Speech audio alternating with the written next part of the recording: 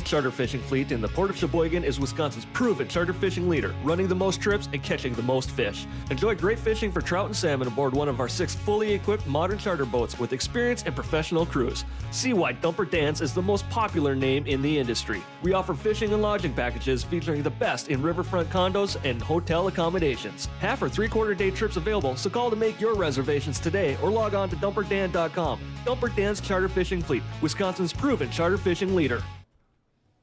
Good Tuesday evening, everyone. This is Little Cheddar, and I am live yet again at the Avenue Auto Sports Desk at Varsity Club in Oshkosh, Wisconsin. And we're getting ready to start match number 6 of the KO Challenge 1.1, round 3. So, big deal tonight. If you've been watching the previous 5 matches, holy crap, have they been incredible. Number 1, the last 2 went hill. So it's been a lot of fun, and I'm kind of hoping for the same tonight. My co-commentator, who you're going to meet in just a little while, is not hoping for that long of a match, but we'll talk about that in a little while. So we've got Nick Brodeski coming up from Madison area, and the local favorite, Mr. Troy Iloncaie.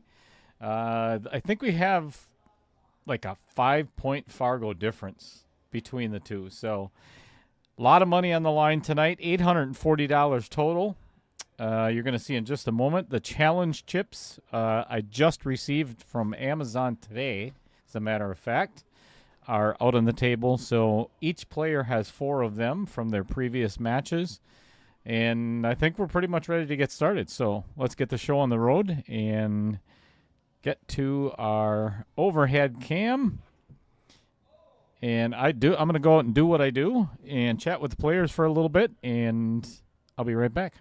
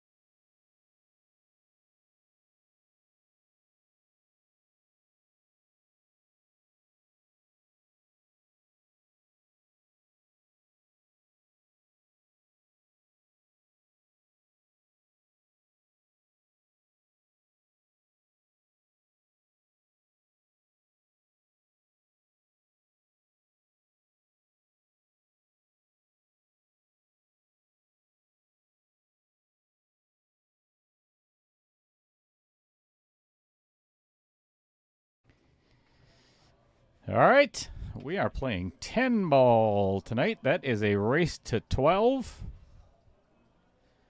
As always, it is BCA rules, winner break. They have decided they are playing with just a regular wooden rack.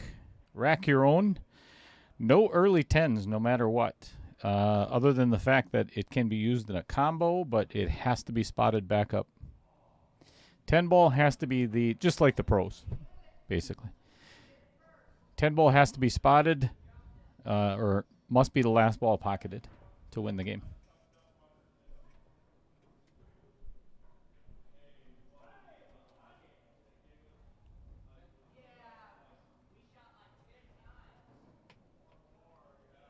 All right, let's change that scoreboard. Oh, wait. I guessed it right again. I don't have to do anything.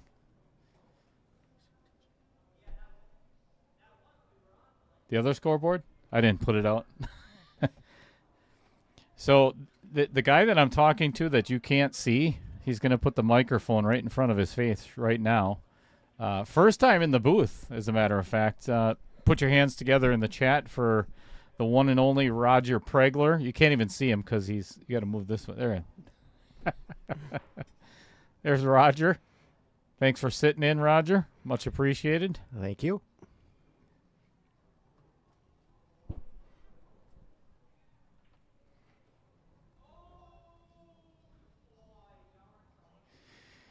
Well, I don't know if you were watching a whole lot of the warm-ups, Roger, but it's the very typical.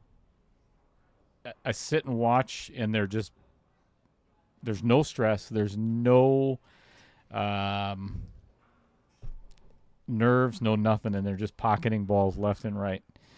I can't wait to see what the first 3 or 4 games entail.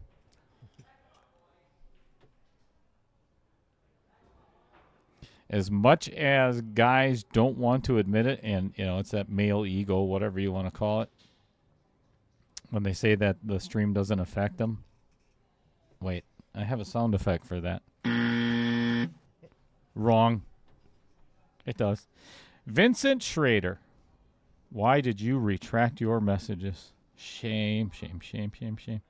So what's going on, everybody? Fred Renner was first. Mr. Salt's a man, always. Thank you for the like and the share. Justin Ellingson as well. Michael Parker tuning in from the lake home. Hanging out with Shelley. Congratulations on, or actually I should say Michael. Good to hear about Hunter, that he's hopefully getting the help that he needs. Always thinking about you and the kids and Shelley as well. So hope all is well, or hope it all turns out well.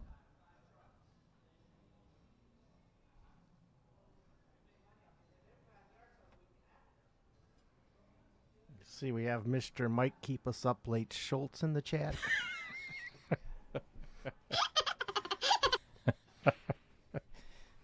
Yeah, thanks a lot, Mike. Much appreciated. Why couldn't you just lose when it was 10-4? You were down by 6. Just give up, man. Could have went to bed earlier. No. Had to come back. Win it. Hill. What a match, huh, Roger? That was a good match. Both, Dan Yenners and Jay Slonsky's, that went hill as well. That was a seesaw battle back and forth. I think Jay had the biggest lead of that match at 7-4. He was up by 3. That was a race to 11 8-ball. So, yeah, I mean, that was only a 5.5-hour round of 8-ball. So, I hope Dan's listening. I really do.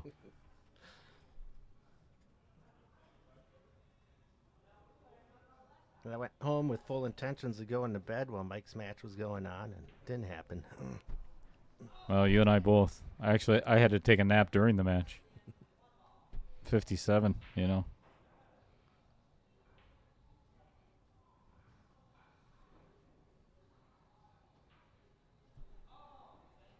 Maya Hoekstra says, good luck, Nick.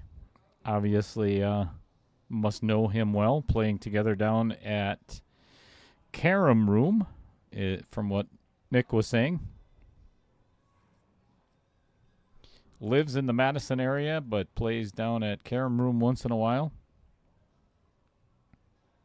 Kind of cool. I was talking with John Kramer earlier today, and he had mentioned too about the fact that, well, it's on the list on Facebook as well, on the post that I made yesterday about the Wisconsin Billiards Hall of Fame weekend. So Dave Coles is going to be not only inducted into the Hall of Fame this year, which is freaking awesome and well-deserved, but he's going to be playing in it as well. So pretty cool. That is cool. And there's some spots open yet, right? In the open or the one pocket? There's a couple spots open there. From what John was saying, there's roughly 20 in each one of the gold and silver divisions. So basically 40 players. So that gets divided right in half, right down the middle, according to Fargo. And then he's really looking for 475 and under in the platinum division. Or bronze, sorry, not platinum. Bronze. Oy. Those outer points are rough.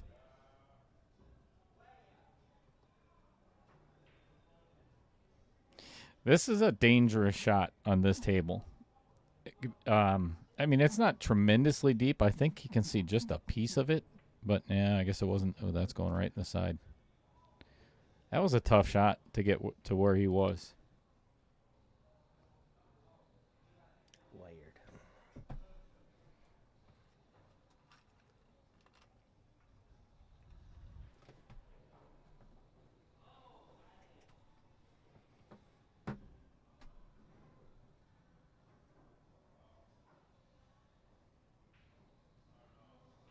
So, Fred Renner, you had mentioned before, congratulations on the new puppy.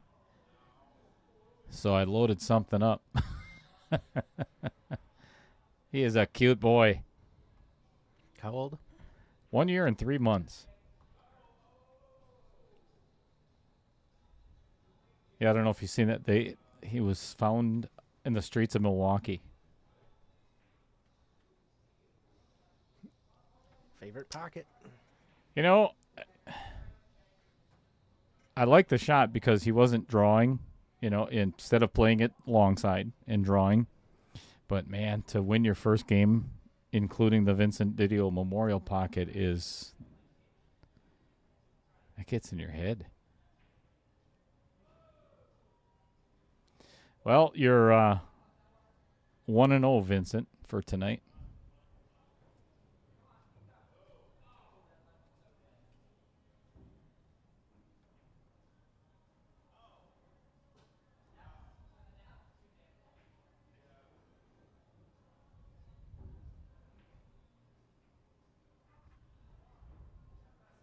Well, looks like stop.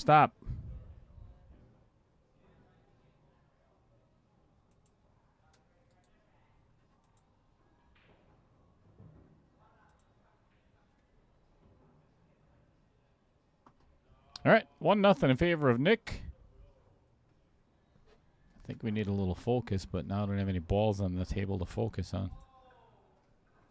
That's a bummer. All right, let's go over to the sponsor spotlight, shall we? And we're going to start out with the guy we were just talking about, Wisconsin Billiards Hall of Fame, Mr. John Kramer. They are a nonprofit organization that recognizes and honors the individuals who have made a profound impact in billiards through exemplary talents, dedication, and their contributions to the sport in our state. They are tremendous at preserving the history of these individuals, and they act as a foundation of support. So, with that being said, this is the flyer for Wibhoff Weekend. You are not going to want to miss it.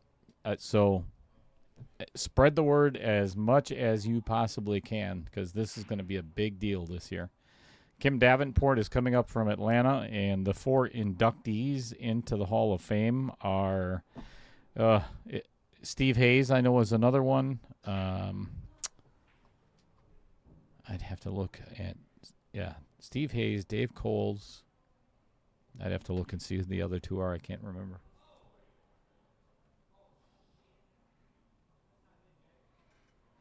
Yeah, and Justin Ellenson, I actually have a picture of that cue that John sent me today. But it's a $7,000 one-of-a-kind pea shower that is being raffled. And you'd have to... Actually, I think I can pull up the details. It's absolutely beautiful cue. Oh, my God, it's gorgeous. It's like 70 different inlays of... It's that lime green... I just saw the picture. I haven't had time to actually look at the details yet.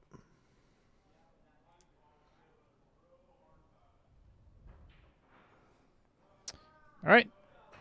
Troy's going airborne. Really good hit. Unsuccessful pocketing.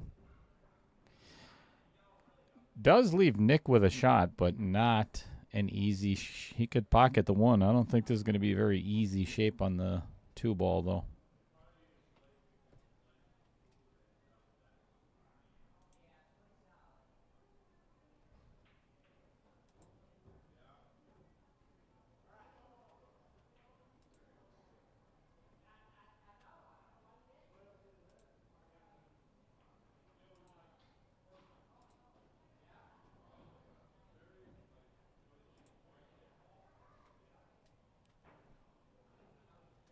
Oh, there it is.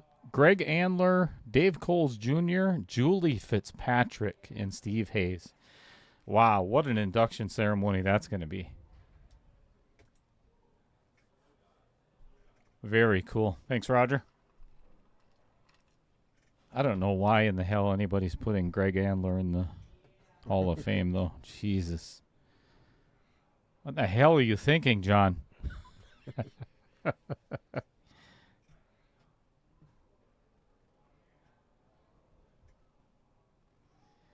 Yeah, I got to pull up that picture John sent me of the cue.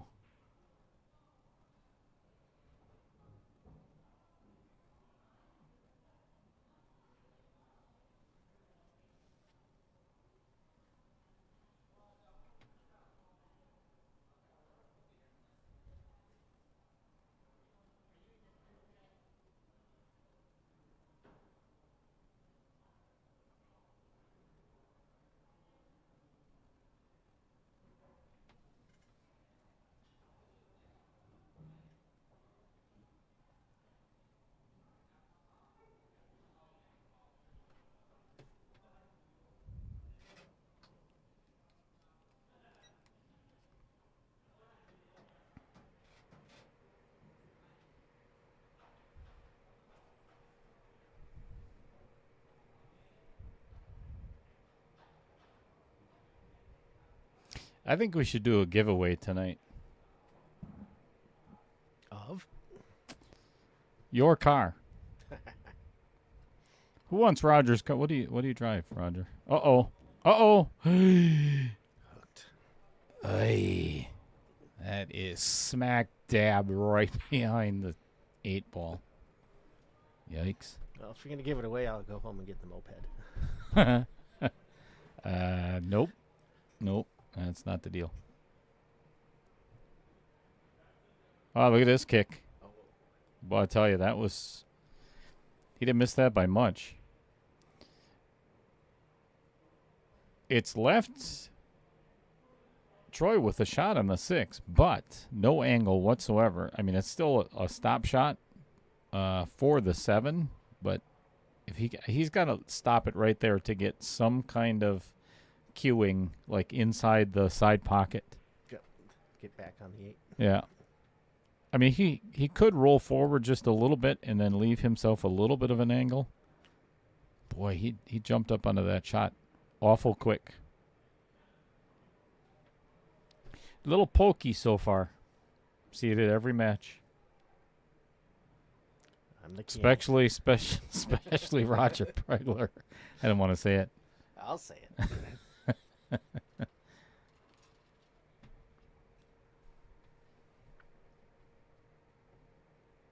The king of jumping up.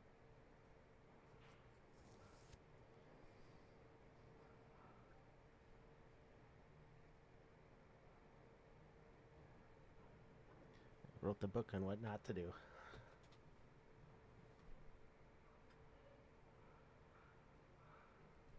You know, as much as I'd like to argue with you, I really can't.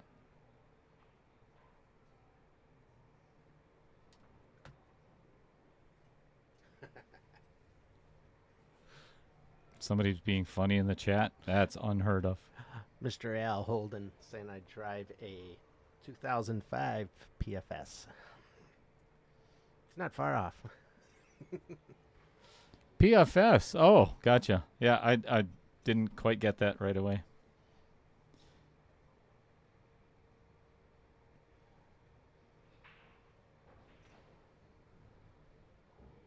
Aha, there it is.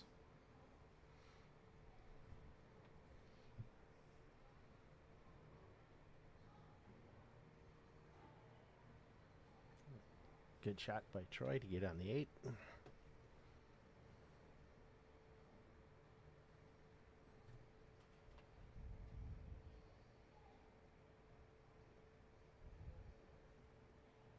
This is always a no-no to me. When you make adjustments in the middle of while you're down on the shot, that's never a good thing.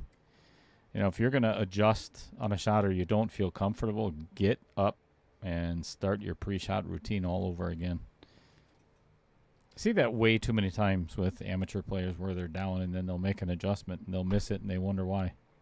Yeah, that's typically the reason. Uh-oh. Crushed it. All right. He's still got a shot.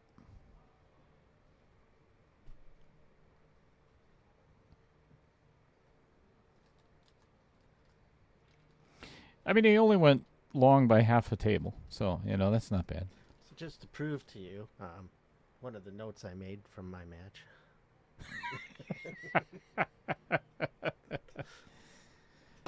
So basically what Roger just showed me is one of his notes for pre-shot routine is get the when it doesn't feel right. Wait, get the up when the shot doesn't feel right. Did I get it right that time? I think I got it right You there. got it right. All right, one apiece. We are all tied up at 1. That's how it works, Matt Strong. Not tied at 2-4 or, 3-7. We're still, so it's myself, Roger Pregler, Taylor Collar, and Jim Reese that we kind of make up the tournament team and the tournament directors team here at Varsity Club, and we're still kind of breaking in Matt Strong. I think he's got a ways to go. Yeah, I think we'll get him there soon. I'd say by 2025 he should be pretty much ready to go and quit. New math. Yeah, the Common Core math. Hey, Fred Dodge. What's going on, Fred?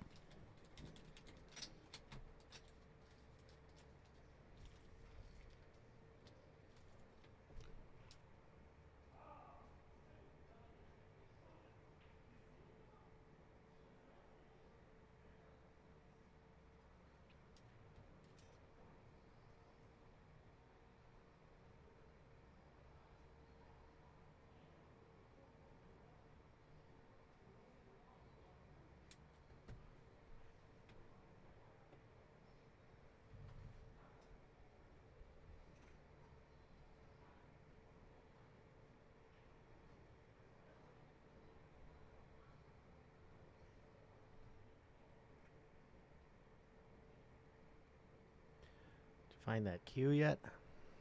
Just emailed him to myself.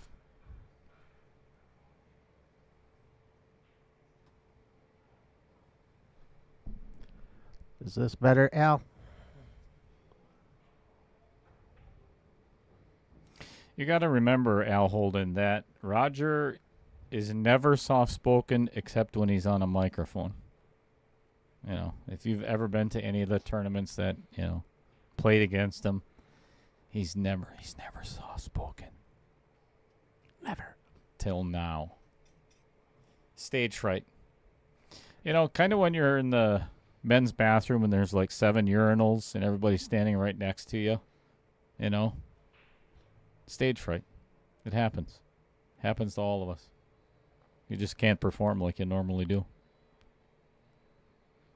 Sure you know what that's like, Al Holden. Wait, what? Who said that? Again, that was Roger Pregler. Hey, made a mess out of the 5 ball, but let's go to the... Ooh, that may have lined up. I think he could throw it in there. Oh, maybe not. That looks a little off. They froze.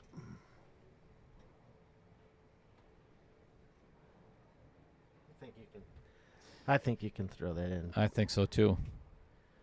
Or he could take the risk off the 4 and run into it. I don't know if I'd agree with doing that. That's pretty risky. He is electing to either play safe, which is probably the smarter shot. If it fits between that 7 and 8, and I believe it does, that's not a bad shot because it becomes very difficult to hit then. A lot of traffic. I think the chat's for you, little cheddar. I don't think I even want to look at it. I'll wait on that just because of what you said. Oh, that's a really good save. Great shot.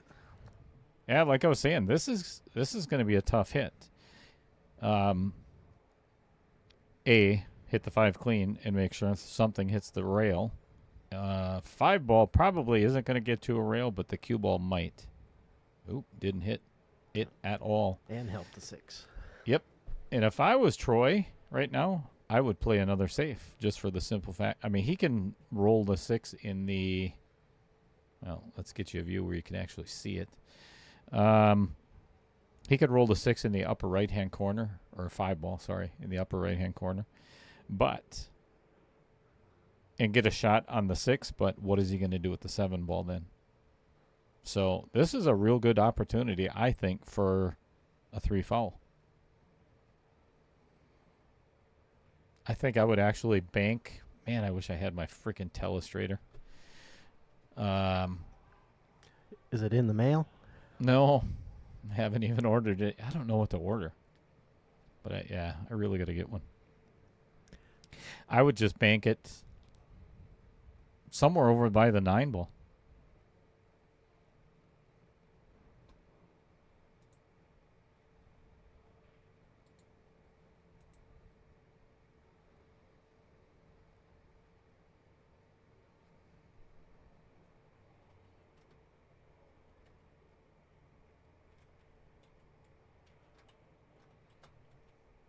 Oh, slow down. Yeah, didn't want to do that.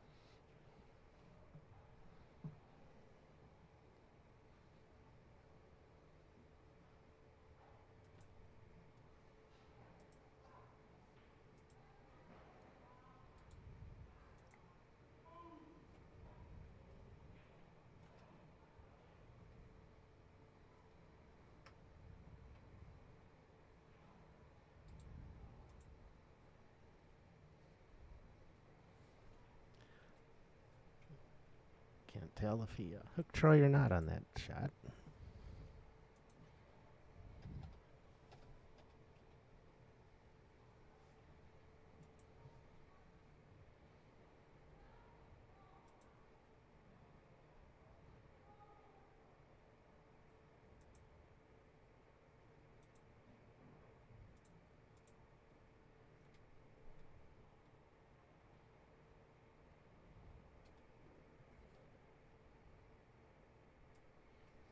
I'll tell you what, that pocket has not been Troy's friend already tonight. I think that's the 3rd ball he has missed in that pocket.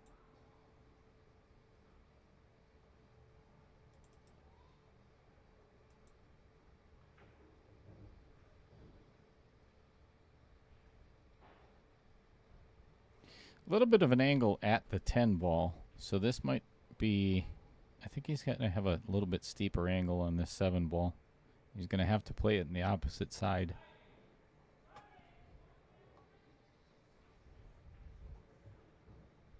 Played it through.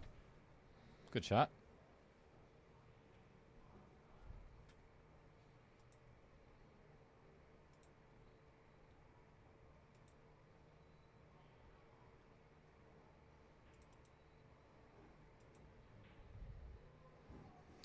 Looks a little straight here to get to that 9 ball. As soon as he kind of scoots out of the way, we'll see what this looks like. Boy, this looks really straight, Roger. It's a tough angle. And you're shooting in the what pocket? VDMP. Drawing. I think he was attempting a power draw, unsuccessfully.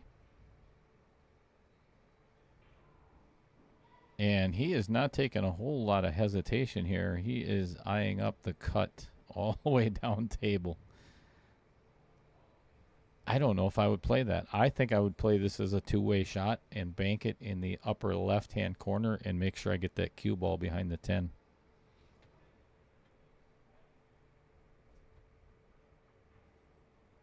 Or you risk selling out. Left him on the rail. Not a simple shot.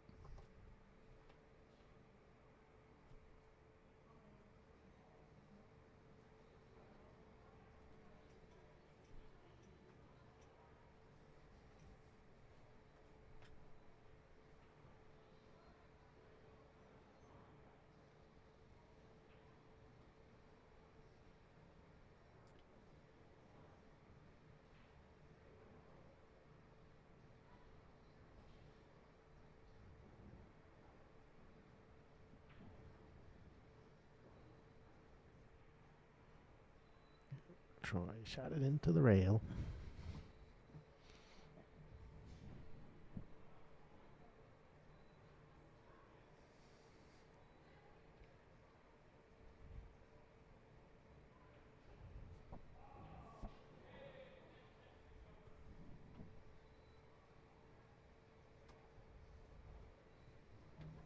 All right, 2-1.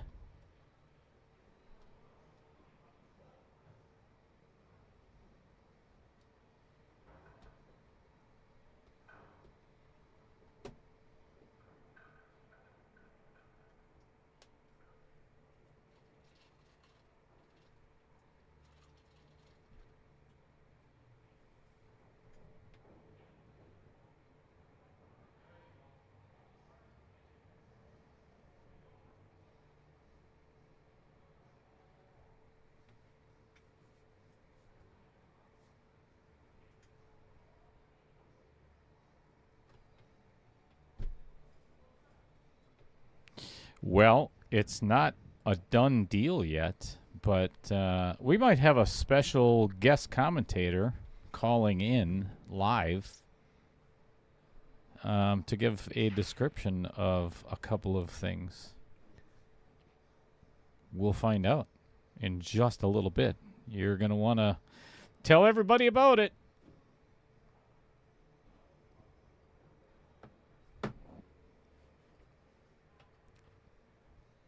Get the details on that cue yet? I do. But here, let's put this up there. Check this thing out. It is absolutely stunning. It is such a pretty cue. Be interesting to know how many hours went into that. Yeah, no kidding. I should find out from Steve. I bet he'd probably know. Or Riley, I'm sure knows. Well, hi, Heather Green. Trevor. Heather has a question for you, Dale. I did get a new puppy. Visualize speed. That was a good shot by Nick. All right, I got to get caught up on the chat here. I'm sorry, everybody. I've been working on emailing myself a couple of pictures. So we got Tim Armbruster. What's going on? Good evening to you as well. Roger Pregler is sitting with me in the booth. Can't believe I passed up Pool League tonight for this. Did you really? Yep. Mad Apple League? Mad Apple League, Fong Ai and Troy. So you guys rescheduled? Nope, we got a couple subs tonight. Nice. Well, thanks, Roger. You didn't tell me that part. Eric Ramirez says both of these guys are great guys. I do agree. Adam Granatella.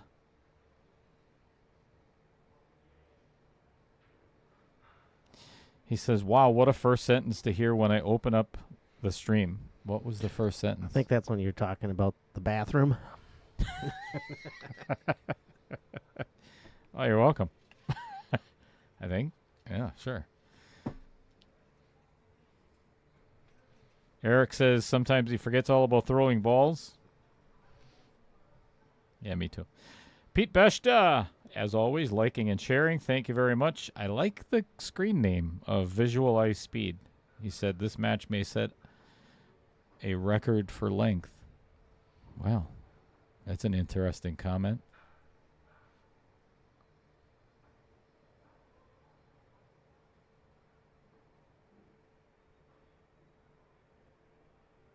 Or it might go really fast. So John Kramer, where you see the Wisconsin Billiards Hall of Fame in the chat, and he says that the pictures do not do it justice. And I believe that 1,000%. Good shot by Troy. That's got to get going. Oh, I think he's got just enough. I really can't zoom in on the stream itself, or I probably can, but I just don't know how. But yeah, well, you can zoom in on your screen if you want to. But it's so pretty, like gorgeous cue. What's going on, Mark Bell?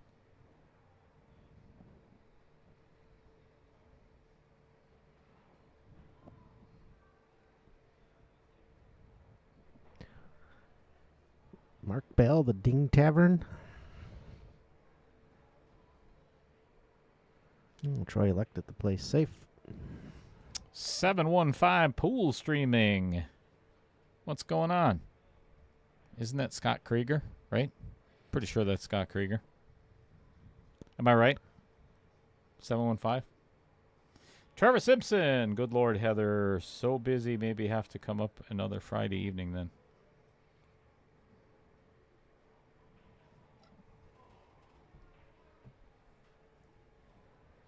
I've never been in a chat on Outer Points Productions where it's become like a dating app for I seen one today. There's a new dating app out there. So it used to be for seniors, and it was called Silver Singles, right? And I think it was like 50 and above or something like that, whatever it was. But now there's another new dating website for seniors above 60, and it's called Carbon Dating.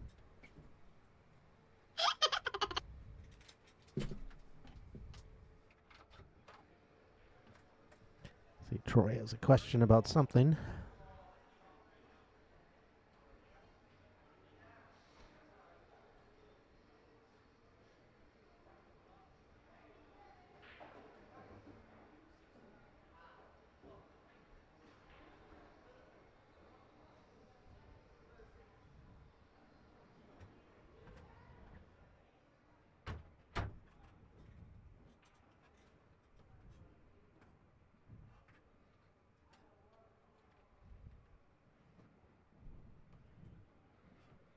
They roll over one of the flies. No, there was like a chunk of chalk. You know, it's funny because I don't think I've ever seen so many flies in Varsity Club before. And they seem to be attracted to the stream table for some reason. I thought it was the booth. Who was your co-host last time? Crap, who was in here? Was it Chris? Chris the first match. I don't remember who was the second. Oh, Jason Gibbs. I think it was probably Chris, because I think he mentioned he hasn't showered in quite a while. Heather says, "Aren't you 70, Dale?" What the son of a...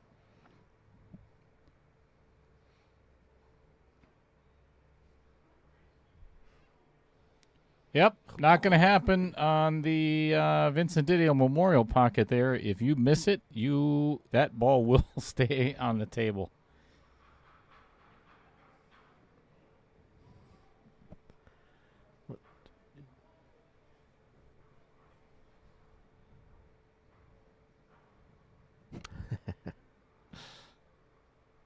I agree with you, Trevor.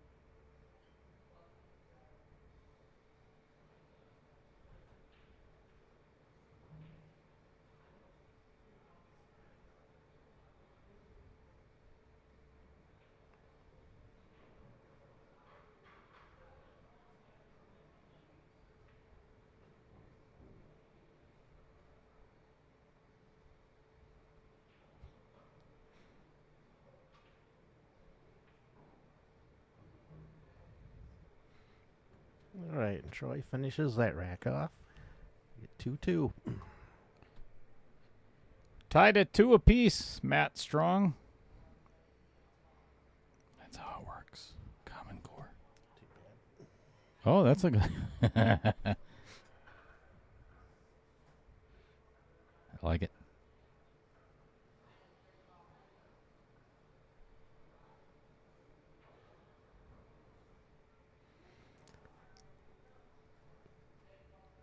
Trevor, in a little bit, I'm going to send you a Facebook reel that might explain Dale's shortness. What the... what the hell? Start calling you What's- half sheet. That was yours, actually, wasn't it, that you put in the Varsity Club pool chat? I did. Yeah, that was really nice of you. I tell you what, it's really good to have friends.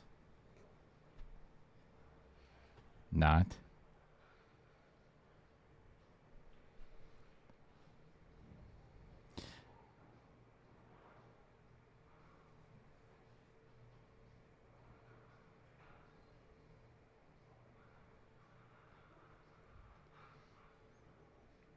Well, if he was attempting, I'm assuming he was attempting to pocket that, right? I would assume so, yep.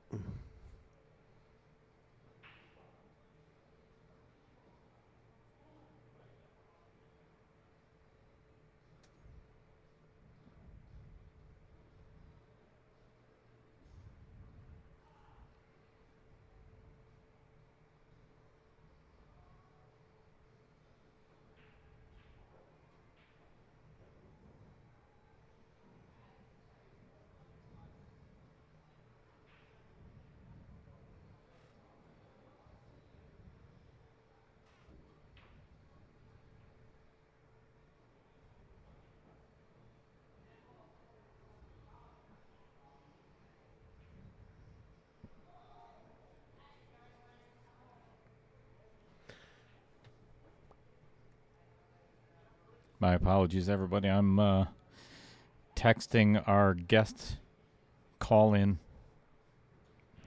Not true. He's on that over 50 dating app. Aren't you on the carbon dating? Yep. Ouch. That's a good shot by Roger. By Roger, really? Wow. Where's that button? That one or that one? That one. Good shot by Troy.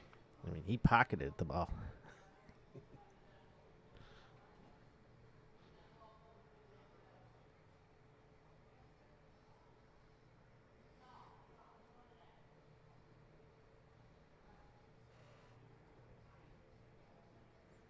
Obviously is going to have to set himself up for the 4-6 combo. That's always fun. Oop, never mind. We'll work on that later. Ooh, that's going to freeze. That took kind of a funny little roll there.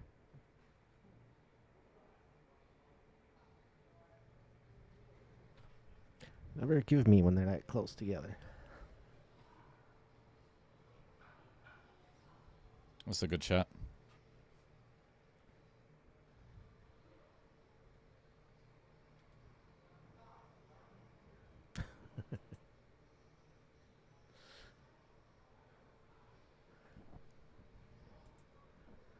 Heather says, Dale has a stake and step ladders. Really, Heather?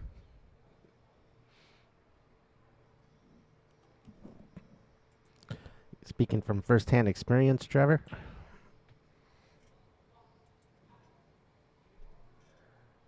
What's with the cruelty tonight? Jeez, you guys are rough.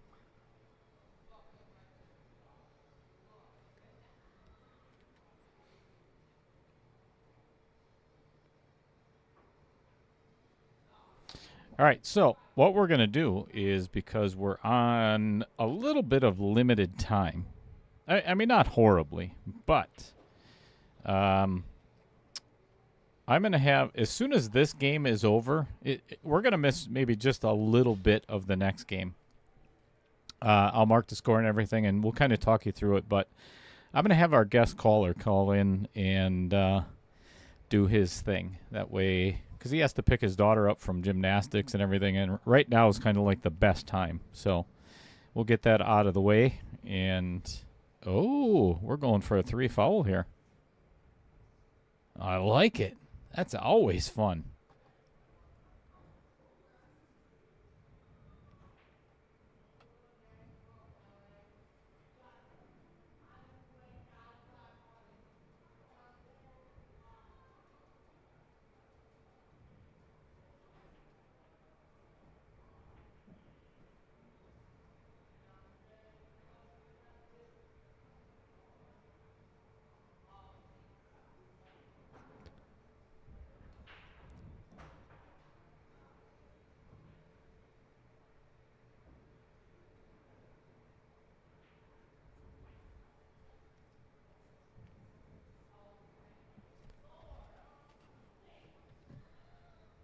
All right, so we've got foul number 2.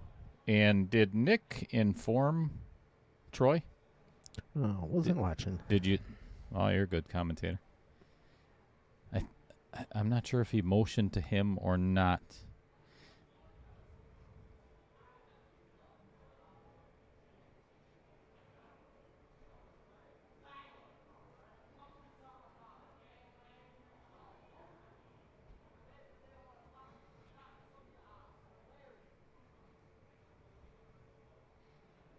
Another good safe.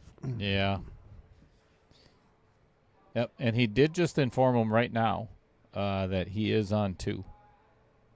So that is the correct sportsmanship thing to do. Night, Heather.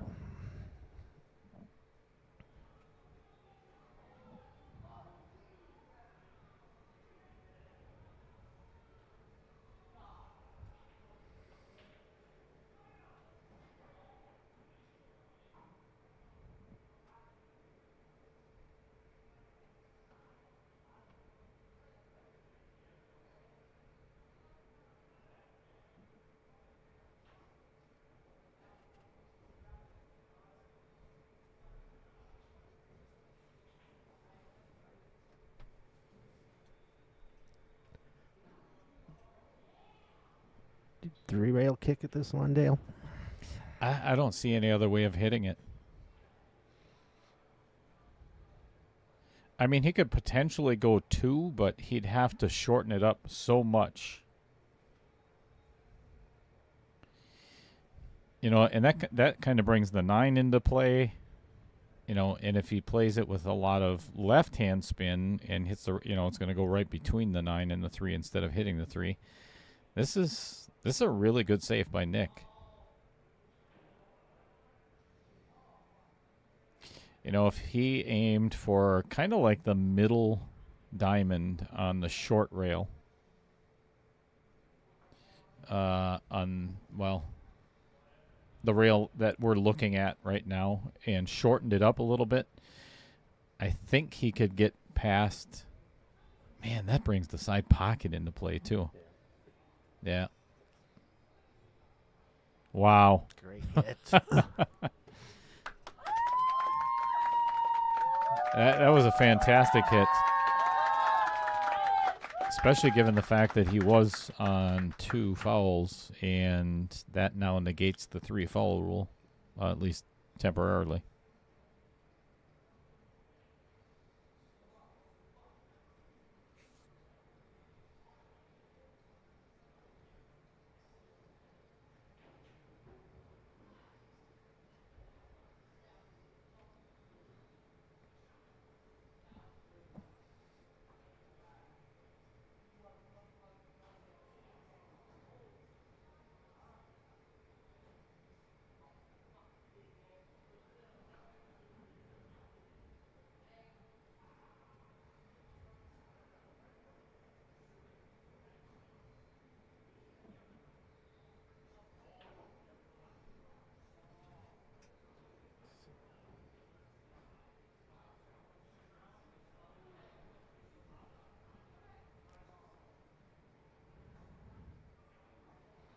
Man, I see Heather just overthrew the chat, huh? Fingers got to be getting sore.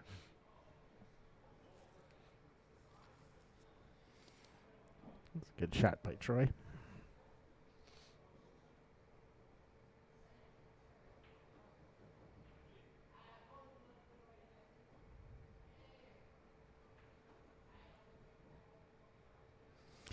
Heather, where you said that we're too quiet tonight, we're just getting warmed up. You know, you don't want to spend, all of your best jokes and everything like right in the beginning of the stream. Then nobody's going to want to watch, or listen. Oh, wait. They don't anyway. Never mind.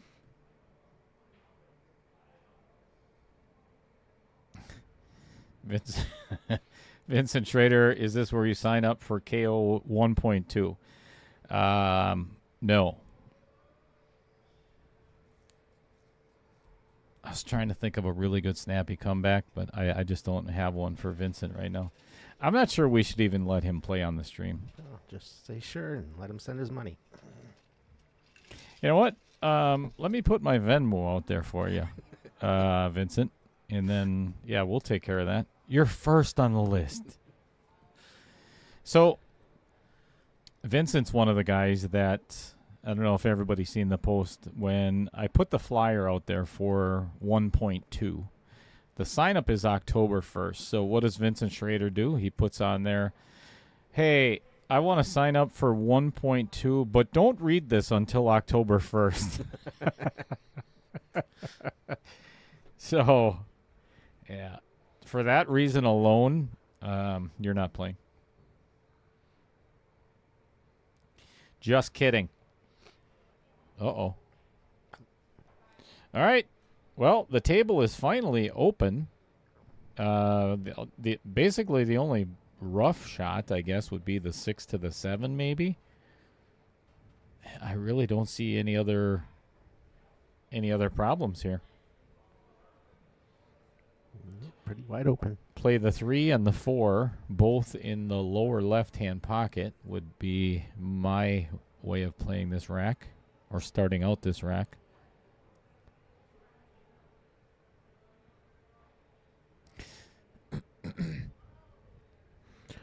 Trevor says you say that like you only have good jokes, Cheddar. Oh, ouch. Damn.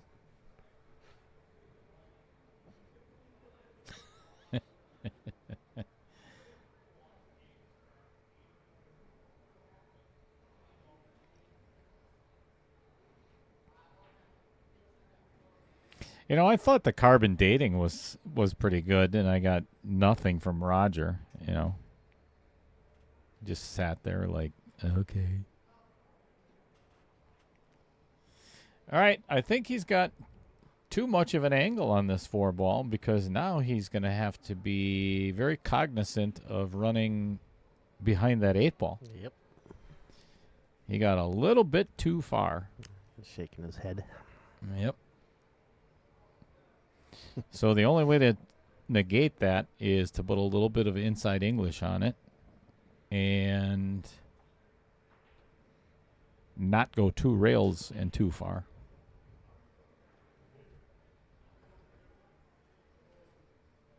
Kind of see what I'm talking about here. If he can run into the 8, and that miss was a direct result of getting or being worried of getting too far.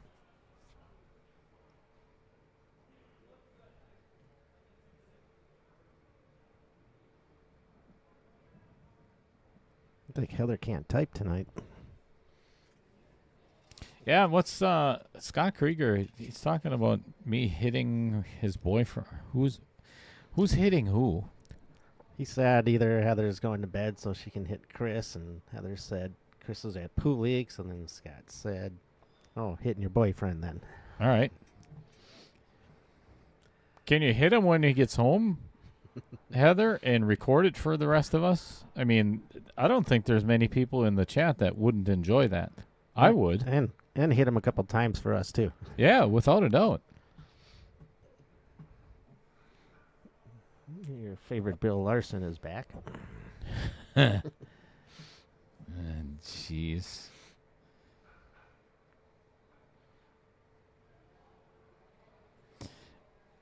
Oh, wait a second. So anti-Bill dipshit Bill Larson, I think that's the real Bill Larson.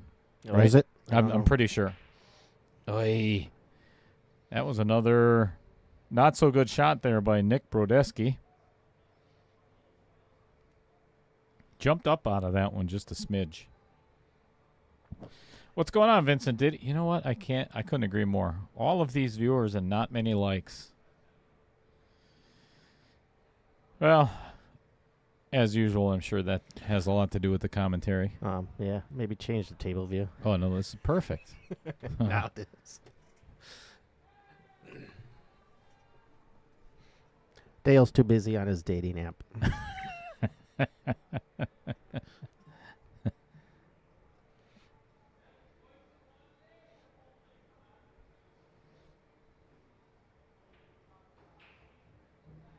That is a good, aggressive, smart shot. Man, I think that cue ball needs a cleaning.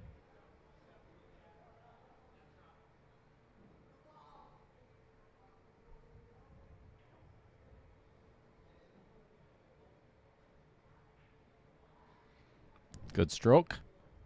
It is the real Bill. Hi, Bill. Well, I'm glad it's you, Bill, not the other guy. Still want to find out who it was, because, man, he had... Annoying. Yep, that would be one of the... All right, so I am going to put this up on the screen for everybody to take a look at, and I'm going to give this gentleman a call right quick, so let's get to it.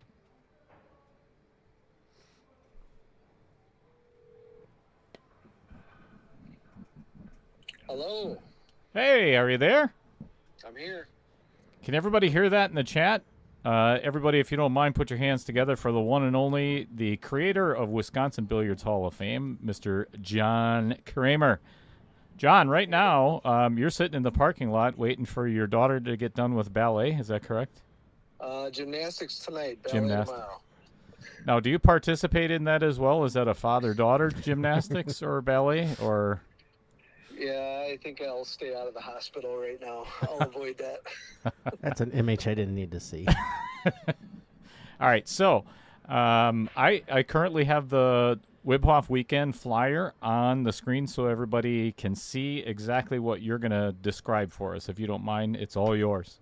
Awesome. Well, appreciate you having me on here. I guess biggest update is the banquet is almost full. I think there's 28 seats left. So if you're still thinking about coming on Friday the 18th, make sure you register right away. I know Jan's going to reach out to everybody about kind of meal choices and everything there, but the banquet, as always, will always sell out. There's a whole bunch of new signups for the 9-ball today. So I think we're up to around 50 players. You know, pool players, as you know, are procrastinators, so I expect a lot of sign-ups the last week or two leading up to that. But, you know, we're doing something a little different this year. You know, we're excited. We added a 475 and under division, the bronze division. So really need a big push with those people. You know, I know, you know, a lot of people look at our signups every year and they see a lot of world beaters signed up in there. But, you know, I don't want to scare anybody away. I want to make sure that the Hall of Fame weekend is for everybody. So if you're a 475 and under, we'd love to have you for that new event.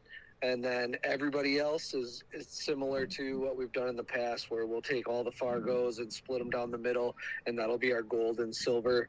And we got a great field for both of those already. It's looking like, I would say the line in between the two really shifts a lot as signups come in, but usually it's right around a 575 is where you'll see that line. It's a little higher right now because we got a lot of champions signed up for that. So, yeah. Speaking of champions, John and I, not to cut you off, John and I were talking about this earlier this afternoon. There's a potential of having Tyler and Margaret Steyer of playing in the gold division, along with yourself, Dave Coles, Jay Fedkenauer. You know, all the the world beaters that would love a shot at Tyler and Margaret and taking them out in some bar table pool. So that's exciting. Yeah, absolutely. Everybody's welcome. Again, it's a members only. So, you know, most people that are pool players in the state are members already. I think we have over 600 active members. So there's a few, you know, people that have maybe let that membership expire. So, you know, hopefully we can get them renewed. You know, I see every day when people are signing up, I'm seeing a lot of membership renewals right along with it, which is great. So really excited. You know, the weekend's going to be awesome. We added a junior event. The one pocket, you know, that one's limited to 16 players, and we only have 5 spots left for that. So I know that'll fill pretty soon as well. So I guess my biggest thing for joining on here to tell people is don't wait. You know, we can only take so many slots for like the banquet and the one pocket. Plenty of room yet for 9-ball players. You know, some years we'll have 128 players. Would love to see that again, but you know, just let everybody know, especially that 475 and under, could use some more players for that. And then we also added a brand new juniors event this year. So I know you and Matt Strong, Greg Andler are working hard on that, and really excited to bring some kids to our event for the first time. Yeah, and for the very first time, we're going to be introducing Stroke Zone. There's going to be 2 competitions, a novice and an advanced, and a portion of that is going to go back to what John has created for the state of Wisconsin. You know, the Billiards Hall of Fame, big prize pool for both of them, and it's going to be exciting. I think it's going to be hopefully one of the best Wibhoff weekends ever. Very excited about it. You know, a lot of people say every year we continue to keep the bar high, or some people reach out and say, you know, how is every year better than the one before? You know, and it takes all the people that, you know, support us. And I have an amazing board of directors that, you know, really helps out a ton with everything. I don't have the time to do it all. So I got amazing people to help me out. But, you know, the banquet's going to be top notch again. I won't say who, but, you know, we always try to bring in a guest speaker. So we have someone flying in from Arizona for that at the banquet. So we're excited for that. But just all around, it's just such a fun weekend. I look forward to it. Obviously, it's one of my favorite weekends of the year. And, you know, I know a lot of people love that. So I hope to see everybody there.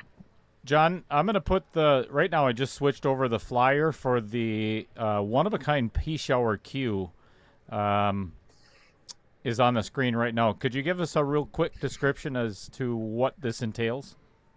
Well, yeah. So, we've had a lot of sponsors over the years. This is year 7 for the Hall of Fame already, which I can't believe. But, we've had almost every sponsor we've ever had has been around that bronze level. And Joe Pischauer stepped up in a big way and did a 2-year gold sponsorship with us and traded this cue. And it is, like I said in the stream or on the chat, the photos don't do it justice, but it is a gorgeous cue. And, I know it's high dollar and, this raffle might take a while to fill, but that's okay. It just gives Pischauer more exposure. And, but, really, like I said, the photos don't do it justice. It's gorgeous. We just launched it today. There's already a few spots filled. And basically, we're going to do a few minis to help fill it. But for $70, you can get right into that final drawing right away. And to kind of sweeten the pot too, we have, if you do the $70 automatic slot, we include a 3-year membership with that, which is a $25 value. So you're adding to your membership already, plus getting that entry towards the queue. And then all the minis, for those that don't want to shell out, maybe $70 for a chance at a one-of-a-kind queue. For $20, you can be a part of one of the minis. And then from each mini, we'll sell 25 slots in each mini. But there's 4 winners that are drawn from that. So all 4 of each mini get drawn into that final drawing as well. And they all get a 1-year membership. So, trying to push the memberships along with it. And, obviously, we let our sponsors do some trades and then we raffle those items. That's how we help, gain some money for the organization as a nonprofit. Every penny helps, but if we can let some of our sponsors do trade, helps them out, helps us out. So that's what it's all about. But this queue is gorgeous and, someone's going to be really lucky to win that. No kidding. Well, it's funny because you don't get to see it on the screen. I apologize to everybody. So the players just decided to take a break. Oh, really? After that game. Actually, Nick Brodeski decided to go to the restroom. So, John, I actually put the flyer back up for Wibhoff weekend. Is there anything else that you wanted to go over before we let you go? Well, again, just, like I said, don't wait. Get your tickets. The banquet's almost full. We have another great induction class. You got Dave Coles, you got Julie Fitzpatrick, Steve Hayes, and, of course, Greg Andler, who's my VP, runs WSPA. So really happy for my buddy there. But tremendous class of Hall of Famers yet again. And if you haven't been to our weekend before, I would just say, one thing, you can go on our website. We have all the previous banquets on pay-per-view. You can rent those for pretty inexpensive cost for a couple days, but check them out. But if you haven't been to the banquet before, you're missing out and got a great opportunity to be a part of it this year, only in a few weeks. So yeah. It's coming up quick. And everybody, too, on the second line of the flyer that you're looking at right now, where it says members only event, it says join today. And so in order to get to the website and become a member, it's at wibhof.org, wibhof.org. And I'm going to put up real quick before we let John go how inexpensive it is to become a member. Again, 1 year is $10, 3 years is $25, and the best bang for your buck, 5-year membership is $40. That's very inexpensive, and it does a lot for John and his team. So we appreciate it very much, John Kramer, for calling in and giving everybody the info, and we're going to be passing it along all night long because we really want to get this thing filled up. So thank you. Yeah, I appreciate it and all the promotion you do for us, Dale. Keep it up, man. You betcha. All right. Have a good night. Thank you. You as well. Bye. All righty. Man, I wish I would have known they were going to take a break and then... Right. So we are actually, I was going to say, I'm going to apologize you missed one game, but I'm not going to apologize because I think it's very important that, we keep the promotion of Wisconsin Billiards Hall of Fame and what John Kramer is doing for the preservation of the history of the game. And again, if you haven't been to one before, you're really going to want to do it because the induction ceremony is very emotional for the inductees, as well as they ask a guest speaker to come in and do their introduction, if you will. So there's 4 introducees, if you want to call them that, and then the main, the feature presenter or feature guest, which John said was from Phoenix, Arizona. So get on over there, become a member, and we'll see you in basically it's a month away. So we are now at 4-2 in favor of Troy Iloncaie.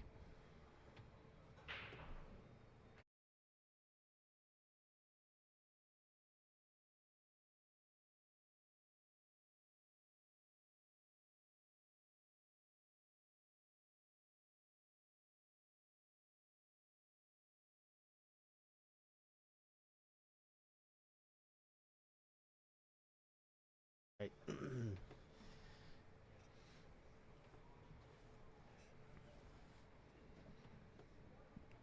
Yeah, Trevor, I agree with you. That queue is cool. Yeah, that thing is gorgeous.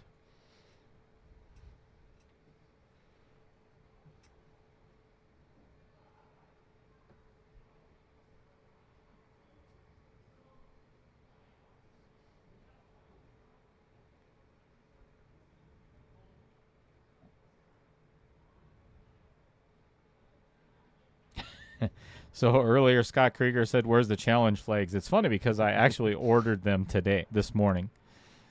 So I got two red challenge flags. One, each player is going to get one flag that they can use throughout the match. Yeah, I think you should put Mike Schultz's name on them too.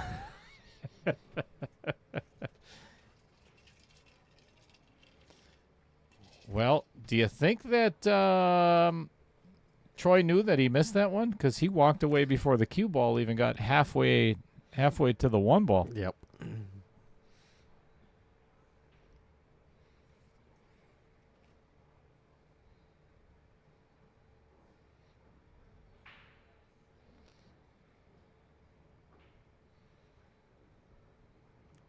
Uh-oh. Look out, 5 ball.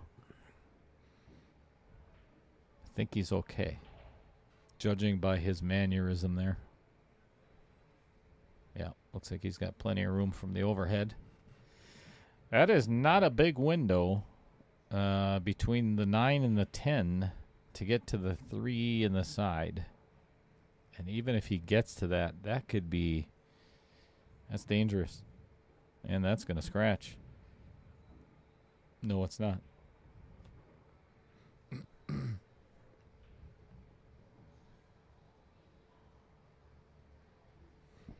So did you get 1 flag, 2 flags?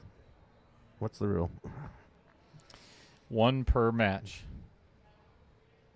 I'm thinking of making it like the NFL where you get 2 challenges each half, but I don't, we're not in the NFL.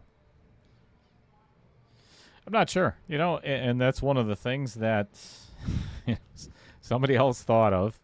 And what better place to do it in the knockout challenge than to have a challenge flag?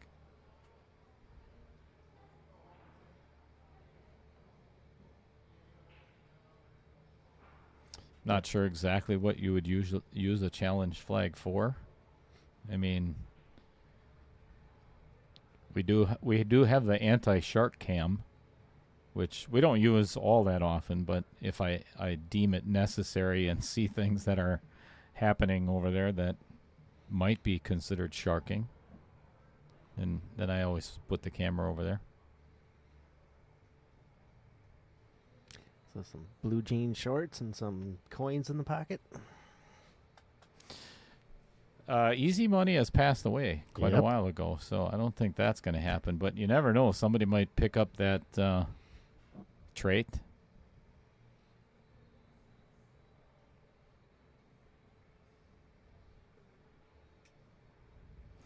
It's not too often, but every once in a while I see guys fidgeting in their chair over there, and it seems to be only when the player at the table is facing one certain direction, so. Actually, when I was playing Mike, I caught myself swinging my leg out, and I wasn't doing it on purpose, just subconsciously. So I tried to control that. Isn't that part of your Tourette's? Maybe. Maybe.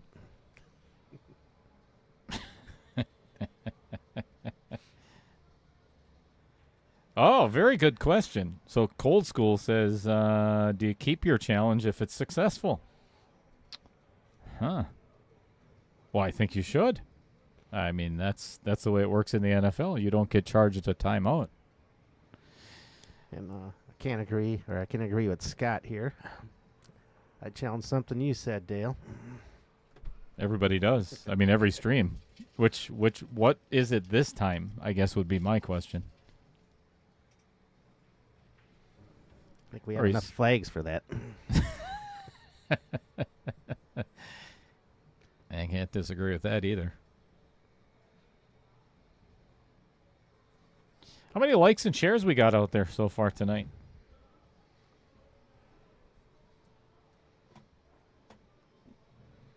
Mine says 3. 3 likes. 3 likes. No way. That's got to be more than that.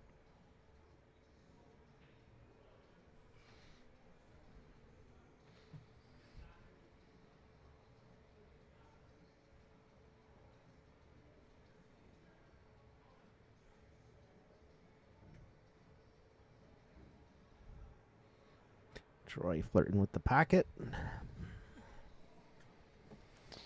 Well, this is one of those shots where you just don't want to scratch in the side between the 9 and the 10, but you want to get straight as possible on the 9 ball, and that should put Troy up 5-2.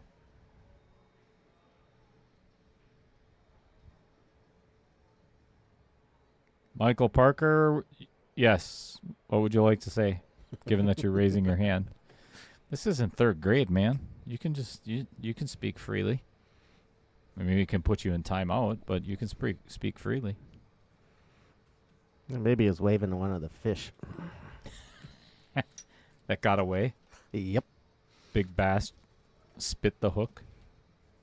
Do you fish, Roger? I haven't for a while. Well, he tried doing way too much with that cue ball, or trying to avoid the scratch that, as you can tell, could not have put himself in a worse spot.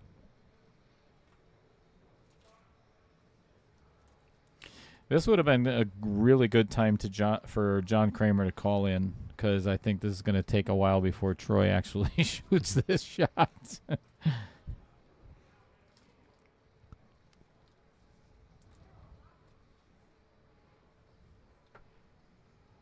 Nope. His head's in the way.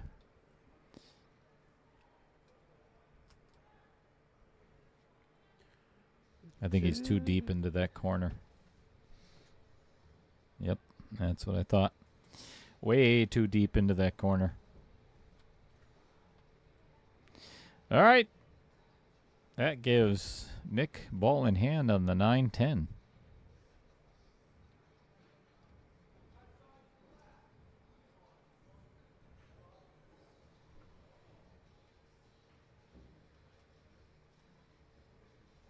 Cold School says hide the weenie. What? What are we doing in chat tonight? Ooh, that almost did not go in, Roger. That was close.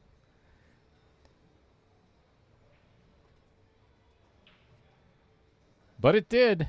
So that makes the score, we're again all tied up at 3-4 in favor of Troy.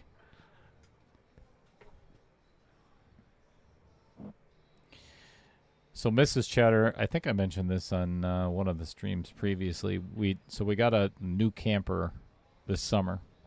We had one of the old pop-up where, it took an hour to set the damn thing up and then an hour to take it down when we were done. It's just kind of a pain in the ass. So bought a new one, big 22-foot It's nice. It is really nice. It's got the spare tire on the back, and we decide we're gonna get the wheel cover for the back, and you always can get a creative saying and whatever. So I said, well, why don't we put Outer Points Productions on the back? She's like, no, we're not, ever. Which I thought was just really rude. But it says there's 3 people standing around a campfire, and it says, it's all fun and games till somebody loses a wiener. In the fire. Right, yeah, that's what it meant.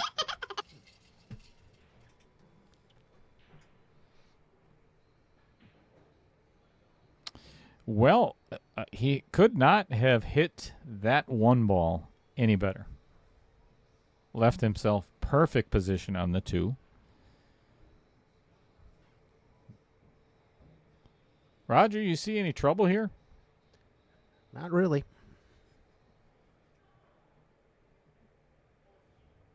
Wide open, 3, 4, 4, 5. I think this is probably the biggest key shape shot. Yeah, and I think he would have liked to have stayed a little bit shorter on this, because now this brings either the side pocket or the 7 ball into play here. And getting to the short side of this 5 ball, you'd run into the 7 ball. So I honestly, I think I would just roll forward and try to get the cue ball back to where right about where the 4 is. That was very fortunate. That was a lucky rub on the 7 ball. That could have ended up anywhere. Yep. Now he's just left himself straight in on the 7. I think this is okay, though, because now that power draw that he was attempting 3 games ago, it's a good time for it. Right? I mean, he could just stop it right there and take what the table gives him, but I think I'd do a power draw on it, just like so. It's a good shot. Really good shot. Drift forward right between the 2nd and 3rd diamond, and that kind of gives him the perfect angle to get to. Drawing back. Yep. And forgot to make the 8 ball. You could actually tell, Roger, where when he took that shot, you could see he was looking at where the cue ball was going instead of actually pocketing the 8 ball. Yep. Scott wants to know if the jerseys came in. No, sir, they have not. Actually, thank you for that reminder, because I am going to message Alex right now.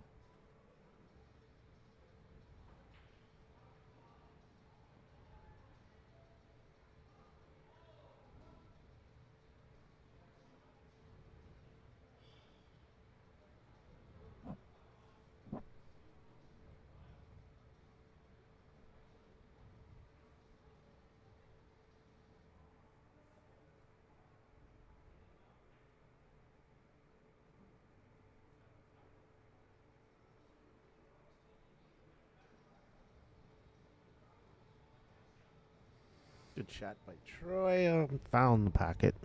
Wow. Gives it right back to Nick.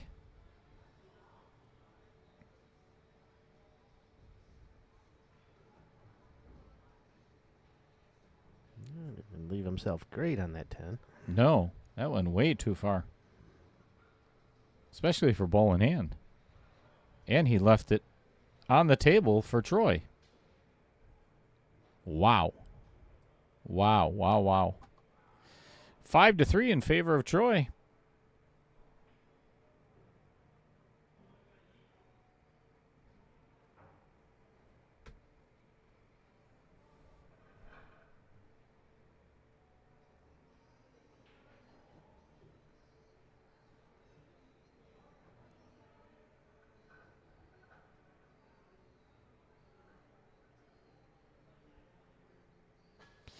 So, Scott, I just messaged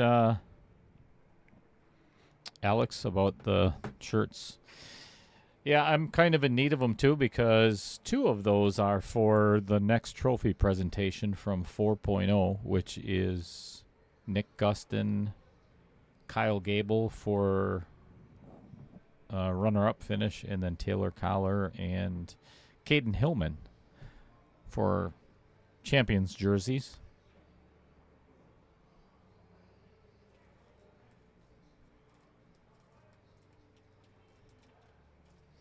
Good evening to you as well, John.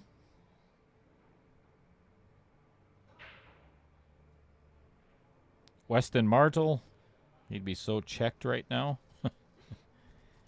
That was a tough game. You know, it's one of the things that I said on Sunday in the last match, too. Sometimes I forget that,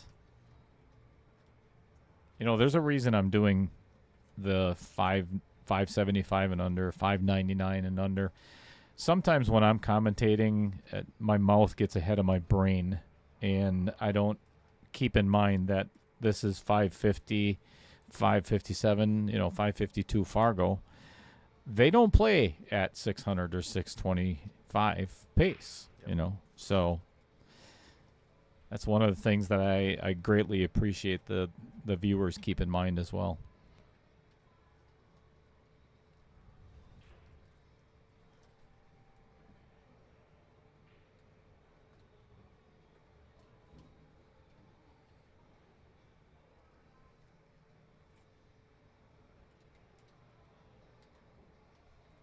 One of the biggest reasons this stream exists is for the players themselves to take the opportunity after the match, whether they win or lose, and critique their own game and to study exactly what it is that they did right and commend themselves on what they did right, but also to go back and learn from their mistakes. That's the biggest reason why it's recorded and it's on the channel permanently. That's a really, great shot. Really nice shot by Nick. Yeah, I went back and watched my matches, but I'm a slow learner. How old are you, Roger? 57.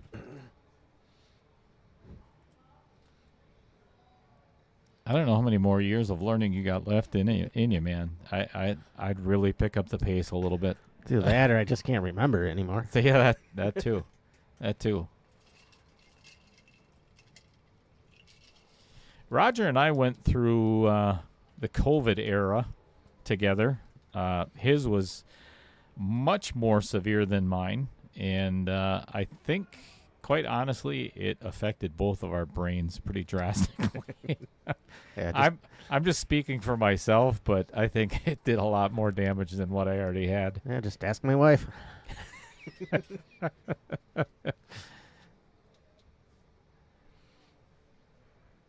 So Scott has a good question.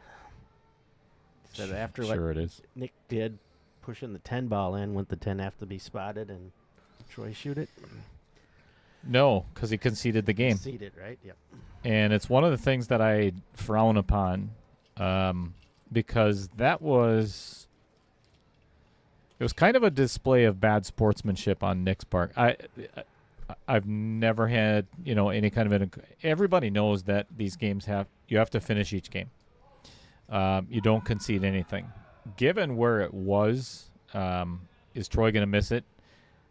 100 times he's going to make it because it was just buried. Yep.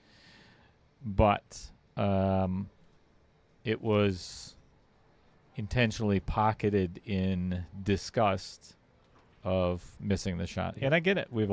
Every one of us has been there. But you have to compose yourself and just walk away from the table. Let your opponent shoot it, whether it's hanging in the jaws or not. So to answer your question, no, it would have not been spotted because it was already conceded. So you don't spot a conceded game. And then John makes a good point to your Fargo ratings. He says, hell, 574 and under are considered novice at the Karam room, which is true.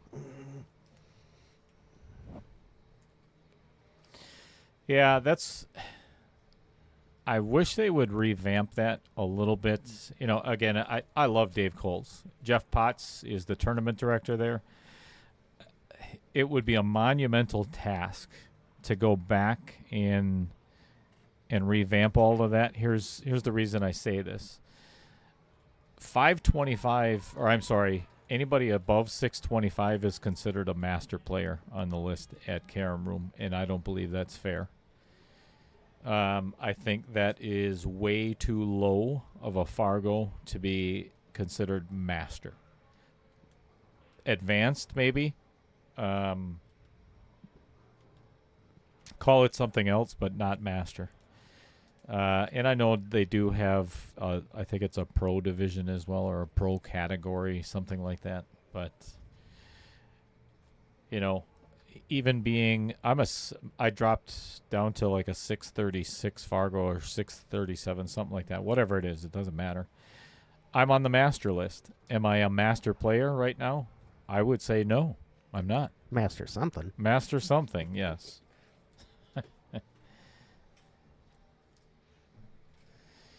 So, yeah, 574 and under as a novice, I don't believe that's correct either. I think it should be...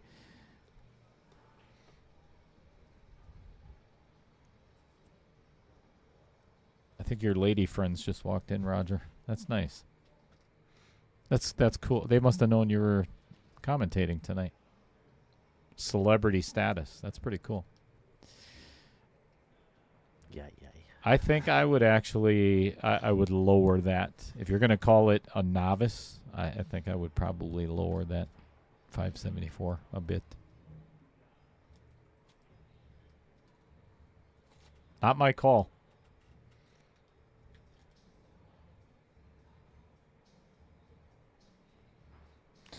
I think Jeff Potts does an incredible job at, oh my.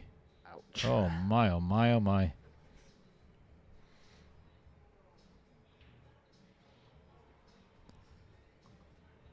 Did not see that coming.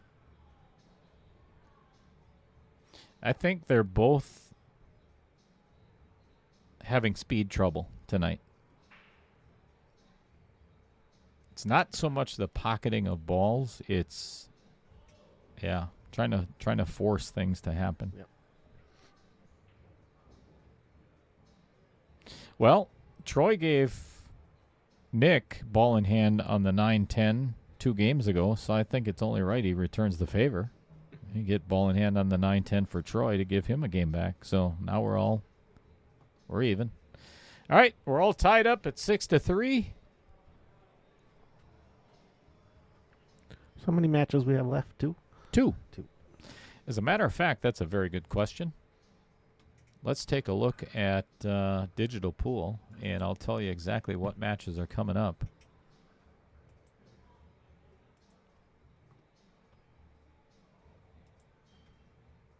I know we have a match tomorrow night between... Sutter? No, Sutter is out.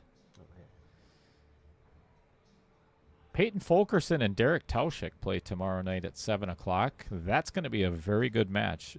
Derek played Randy Boom on the stream last time, and he played lights out. He did not make many mistakes at all. It was a really well-shot match. I honestly don't remember the last time I seen Peyton Fulkerson play. So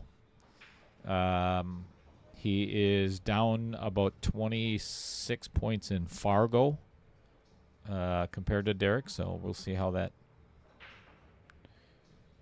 Well, he's already won 2 matches, so he's obviously got to be a good player. And then the final match of round 3 is Logan Heisel and Adam Swenson. And that is this Sunday at 1 o'clock. Then we do the redraw. After the redraw, we start the quarterfinals. Good stuff. So can they do a challenge flag on the redraw? Nope.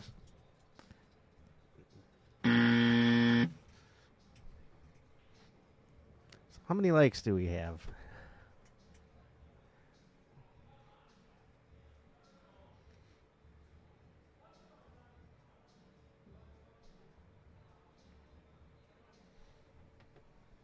That's a very good question.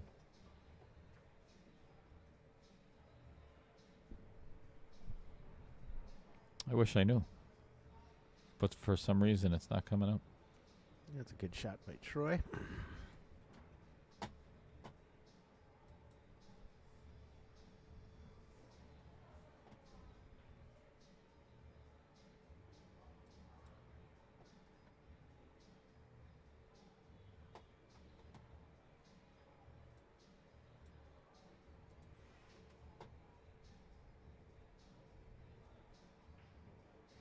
Roger, how would you play this?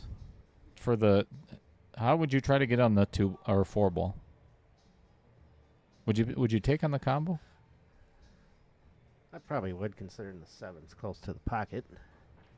We stop it, play it safe, send the cue down, send the 4 around.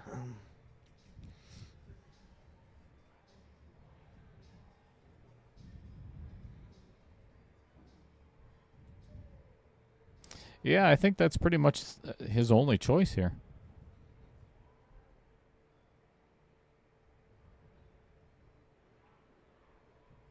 Not an easy combo.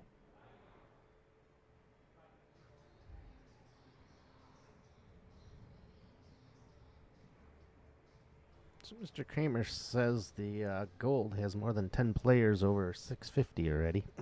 Nice. Yep. Love it. Now Holden says his screen shows 27 likes. 1/3 of our 1/3. viewers. That's nothing wrong with that. The best thing you can do is make sure you're a subscriber, and then share the hell out of it. Easiest way to do, go to the channel, and then there's those 3 little dots that says share. And then you copy the link and then go to every single person in your phone and send them the link. It's simple. It'll take you roughly about 2 hours, They're technologically challenged like you. How do you share it to share it to everybody in your phone? I have 1,000 people in my phone. That'll take me a while. So what do you do here? Go for it. Bring your 4 back to the other end. Given that the 9 is a blocker for a scratch, I think I would actually take on the cut. Even though it's super thin. Oh, he's going to get away with it too. I believe, yeah, he has left Nick with a jump shot on the 4 ball. Or a kick.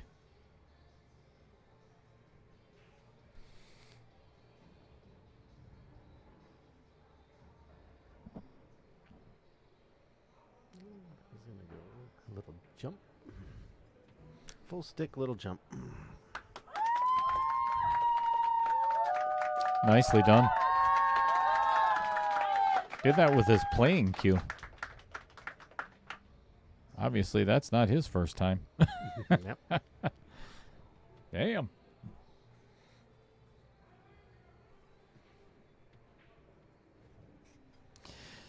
Mike Sabata, I 100% agree with that. Unfortunately, it's one of those things that I can't do in the middle of a match and just say, hey, I mean, I can very well go out there and say, hey, if you do that again, it's going to cost you another game, but I don't think it's the right thing to do in the middle of a match. So, and it was never mentioned in the chat. It's not in the rules. But guess what? After this round, it's going to be. There's a couple of things that are, and especially, I'm not going to call anybody out, but there were 2 matches that took way too long. I mean, ridiculous amounts of time on just dicking around with just moving balls around with no, there's no intent, no whatever. It's just, and I get it. Everybody's trying to win. Yeah, there's 64 players that are trying to win. But to have a match last 5.5 or 6 hours is unacceptable. So there will be a time clock implemented at some point if it continues. It's made for a long day of work Monday. I was here 11 hours on Sunday for 2 matches.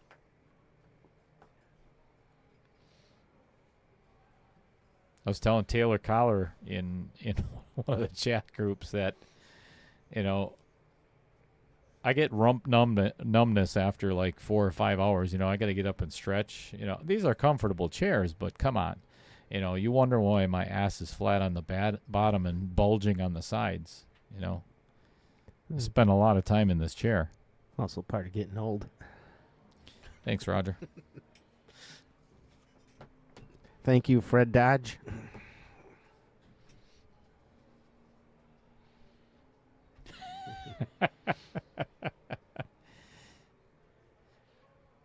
I'll tell you what.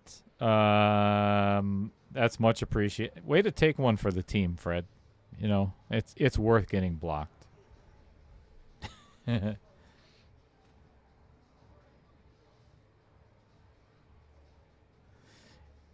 right. That's a good save by Troy. Almost called him Roger again. That was close. I don't know if... I think he can see a piece of this. Boy, it's hard to tell. Have to get a name tag for Troy. We should.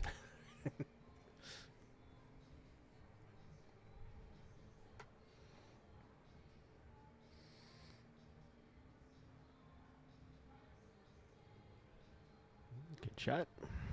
Yes, Eric Ramirez. 2 matches.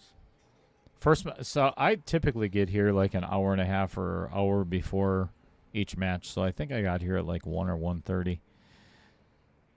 Somewhere around there on Sunday to get set up and everything, you know, ready for the stream. First match started at 3. Next match was supposed to start at 6 o'clock and didn't start, or 6:30, something like that, and did not start until after 8. Almost 9 o'clock, actually. Yep, we were here till what, 12:30? 12:30. Why don't you send this one to the other end and roll up on the 5? Yes, I would.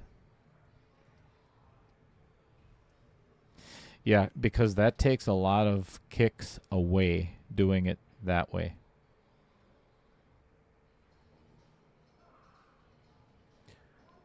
Just trying to maybe go for it and cut it in the side. So another thing he could do too is actually intentionally play it into the 4 ball and duck behind the 9. This I would not do. He called it in the side on the upper part of your screen. So it's a thin cut. Cue ball is going to be flying. There's going to be no control on this cue ball whatsoever. This is a very risky shot.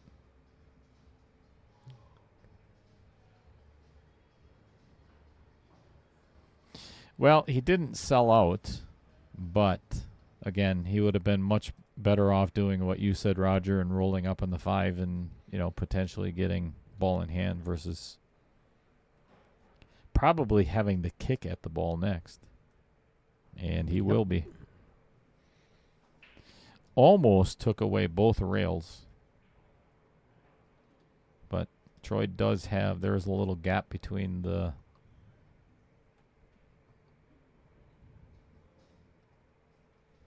not frozen, so he does have a shot at kicking this in.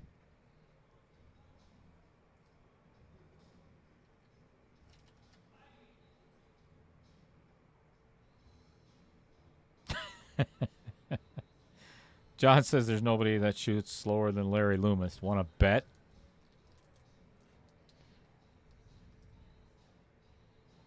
Oh, look at what? Gets away What a with it. trick shot. I want to get that on. Damn it. I missed. Wow.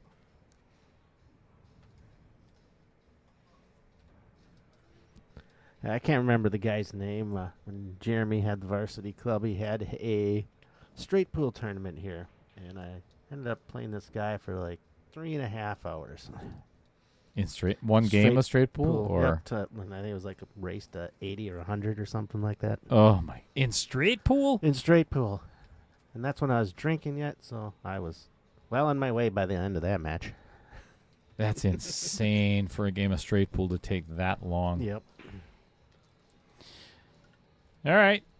Missed by Nick Brodeski, and mostly because he was jacked up over I think it was the 5 ball or whatever ball it was. That was not easy. Kind of a pokey, jabby stroke at it.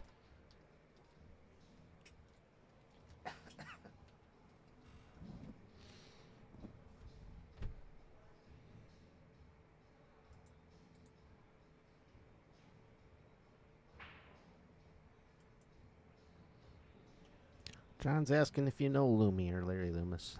I actually know Larry really well, and I'm gonna tell the story of how Larry and I actually became better acquaintances. I'll get to that in just a sec. I'm trying to fix my focus here.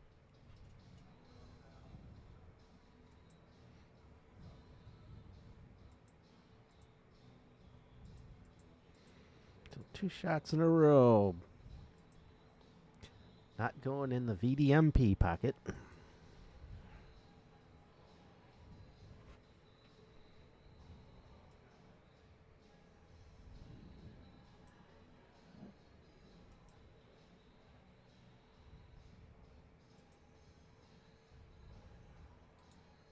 So I've told this story a couple of times. So to answer your question, yes, I know Larry Loomis very well. I was playing Larry Loomis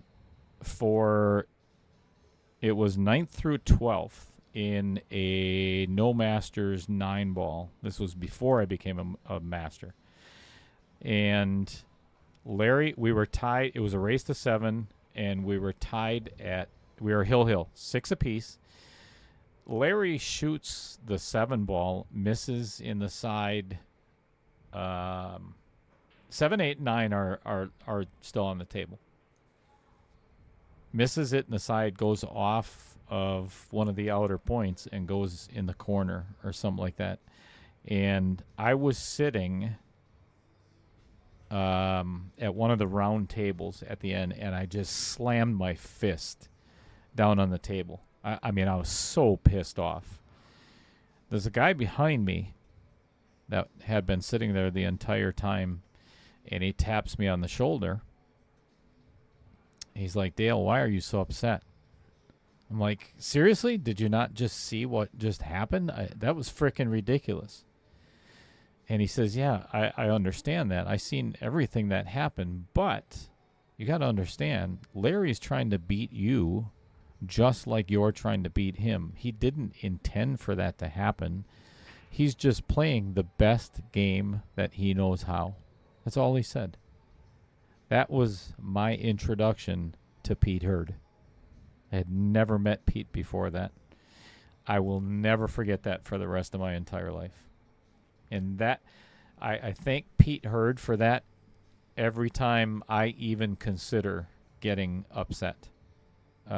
Because that was one of the best lessons I've ever learned in humility. It's awesome advice. It was. It really was. So I don't see any issues here as long as he stays in line.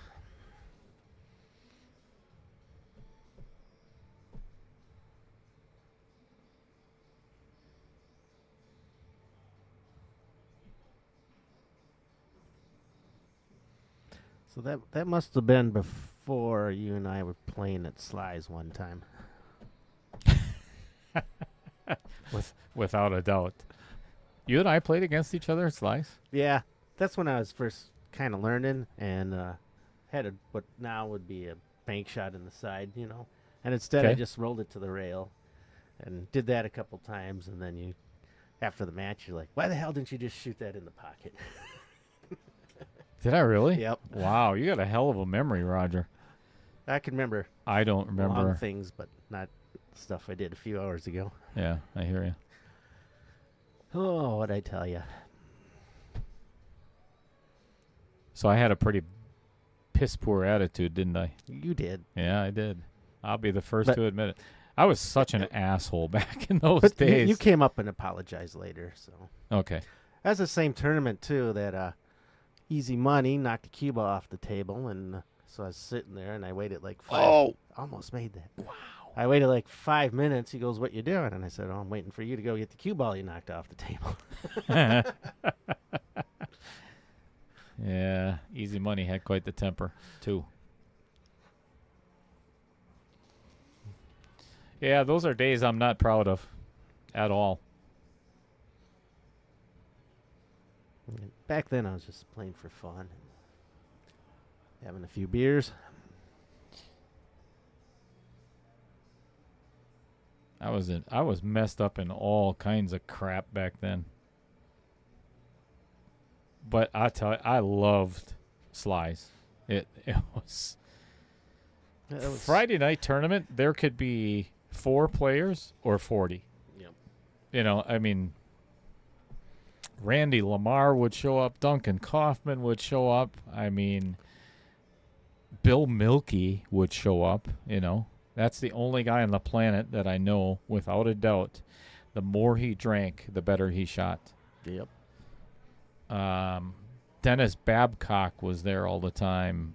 Scotty Olson, Tim Senna, of course Al Holden, and all the Sheboygan gang. That's how I got to know them. Yeah, Al's saying, "Roger, I could tell you some stories." I bet he's not. He's not lying either. I'm hoping about Dale. Yeah, he's definitely talking about me. Well, Nick has put himself in a really bad spot yet again. Speed control, again, has just gotten away from. He seems to be getting just a smidge too aggressive with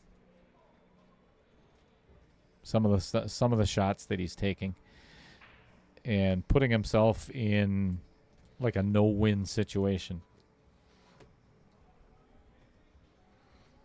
Yeah, Dennis Babcock, rest in peace. I'll tell you, he was, in my opinion, other than Ziggy, the best bank pool player in the state of Wisconsin, without a doubt. And also full of jokes. And yes, and he had no problem telling you that he was the best bank pool player in the state of Wisconsin, as well as Ziggy. Oh, the Texas Hold'em games that we used to have at Olympia. Dear Lord in heaven. I have a cue in my case back there, Jacoby. It's a $1,100 cue. I won, it was 2012. I won the state tournament as AA back then. And I went out into the hallway. Needed more pace on that one. Went out into the hallway. In the middle, there's this massive freaking table, and there was one seat left playing Texas Hold'em. Of course, Randy Lamar was there, giving away his life savings, playing 3-7 offsuit, whatever, and then complaining when he lost. But I walked away with enough money to pay for that Jacoby cue. Well, that's pretty cool. $1,100.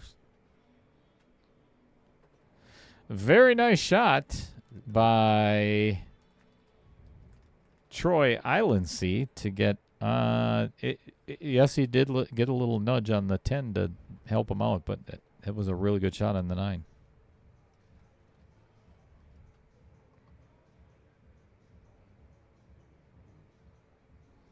All right. All tied up at 7-4.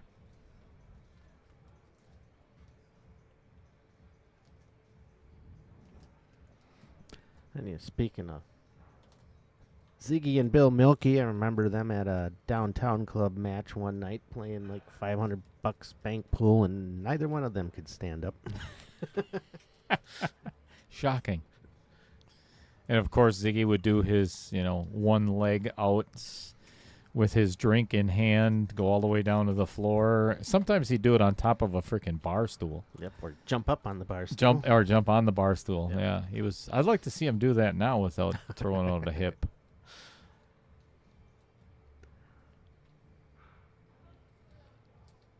Downtown Club. Man, I haven't heard that name in forever. George Knob. George Knob. All right, safety break by Troy.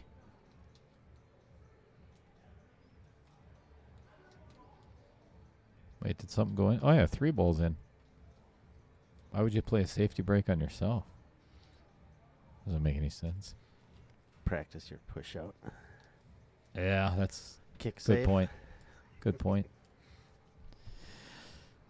I remember the downtown club because George always had that qualifier where you had to play. I think it was like at least 10 weeks or whatever, and then it was the tournament where they gave away that trip for 2 to Hawaii. It was it was incredible. I think John Kutnick won it one year.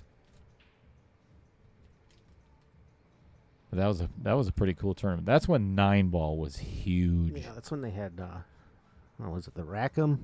Yep. Scotty Urbick's tour. Chalk Talk. Chalk Talk was the other one. Yep. Yep.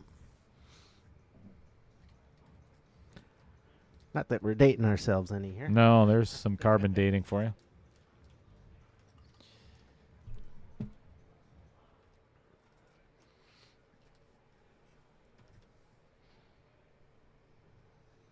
John says Chris Patterson. Yeah, no doubt.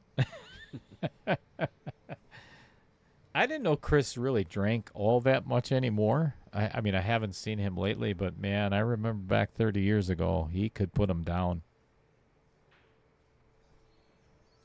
And Jamie Welch, the last time I seen Jamie, I actually played Jamie at the Carom Room. This is a couple of years ago before I think I had just started commentating up at the Mad Apple and went down for an open tournament, and Jamie was in the field, which I hadn't seen him in years. Nice guy. That was a good hit by Troy. Fortunately, left it in front of the pocket. Yeah, sure, John. Sure, John Kramer. Everybody cheats when they beat you. That's the story I hear.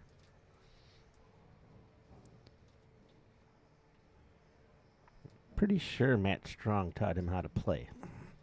That's what I heard. That's the story that Matt Strong tells.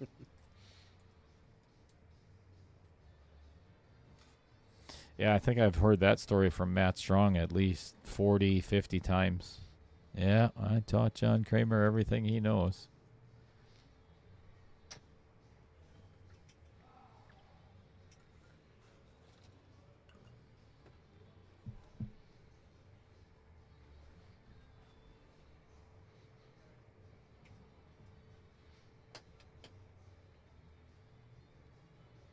Well, I don't know how much of this 2-ball that Nick can see there, but it sure looked like he...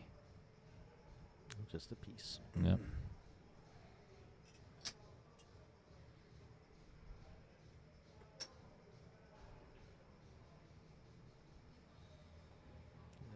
Missed one in here.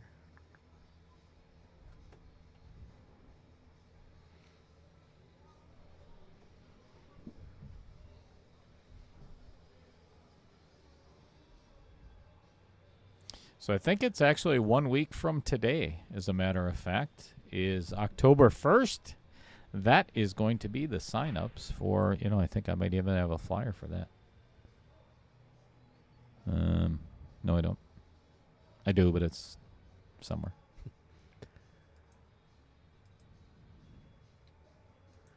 That was a good shot by Troy. I don't know if he left a piece of it or not.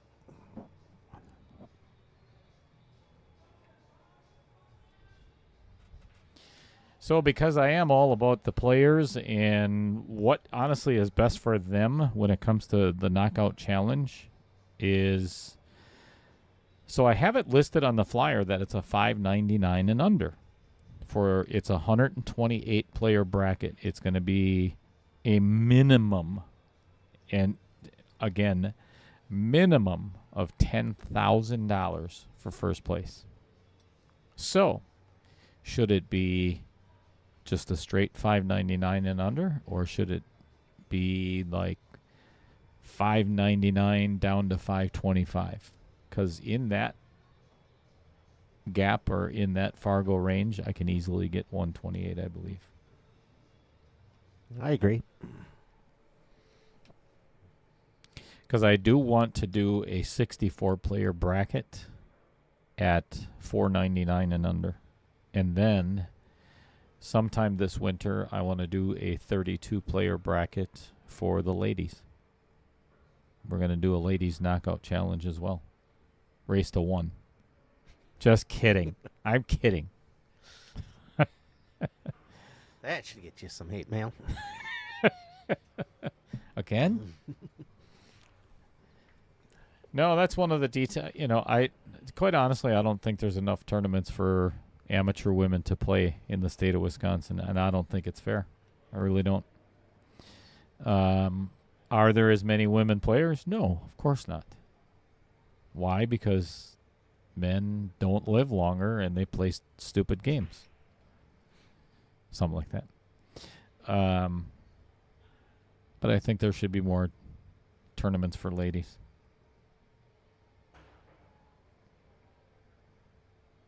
All right. Old Hoppy was not successful.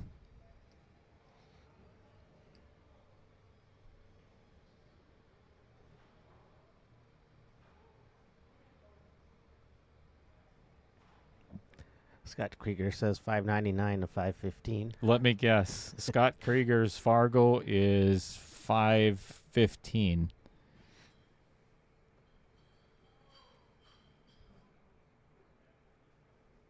You looking it up on Fargo? Sure. All right, cool.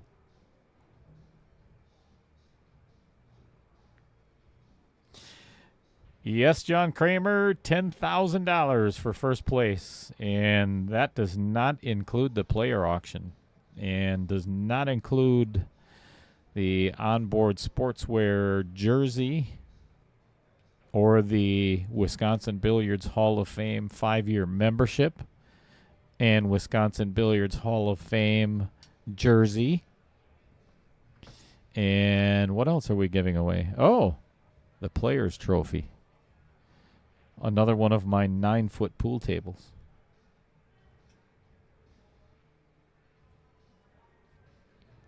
Scott says no, but he knows a great player that's a $5.15.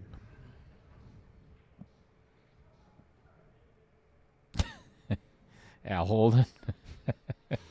Ladies, that was Dale Lorenz at Varsity Club.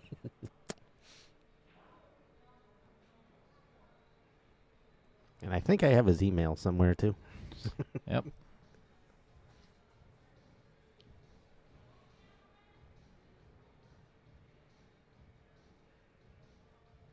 Yeah, if you want my email, it's at ALHOLDEN at hotmail.com.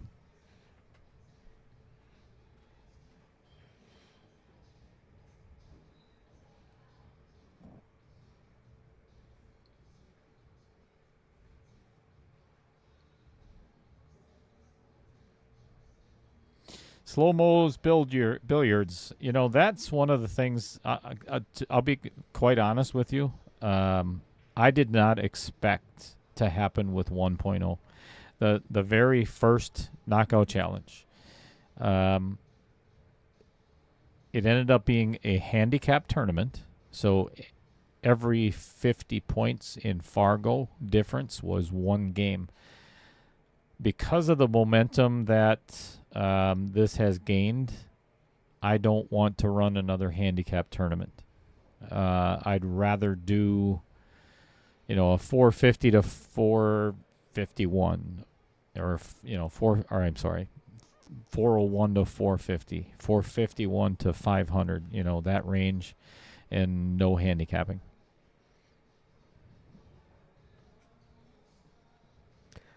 Troy rubbing the Vince pocket for a little good luck on this shot. Is that legal? Not even sure you can do that.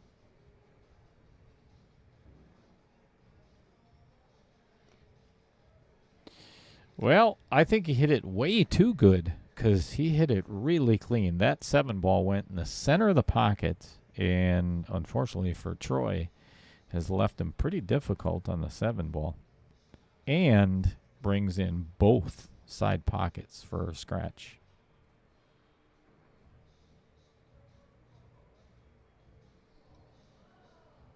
Yeah, I agree. No handicap.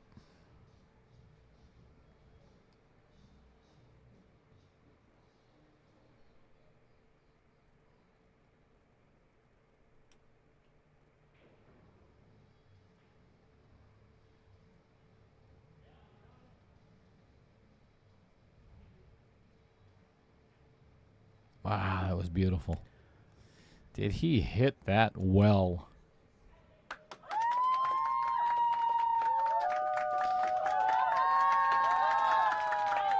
That was not as easy as what Troy just made that look.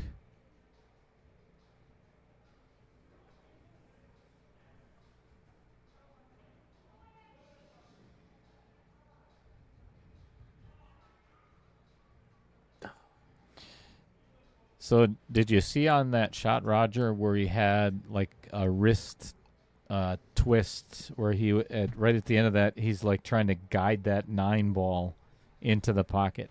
He knew he missed it as soon as he hit it. Watch that on that replay and see how he's just kind of guiding that cue.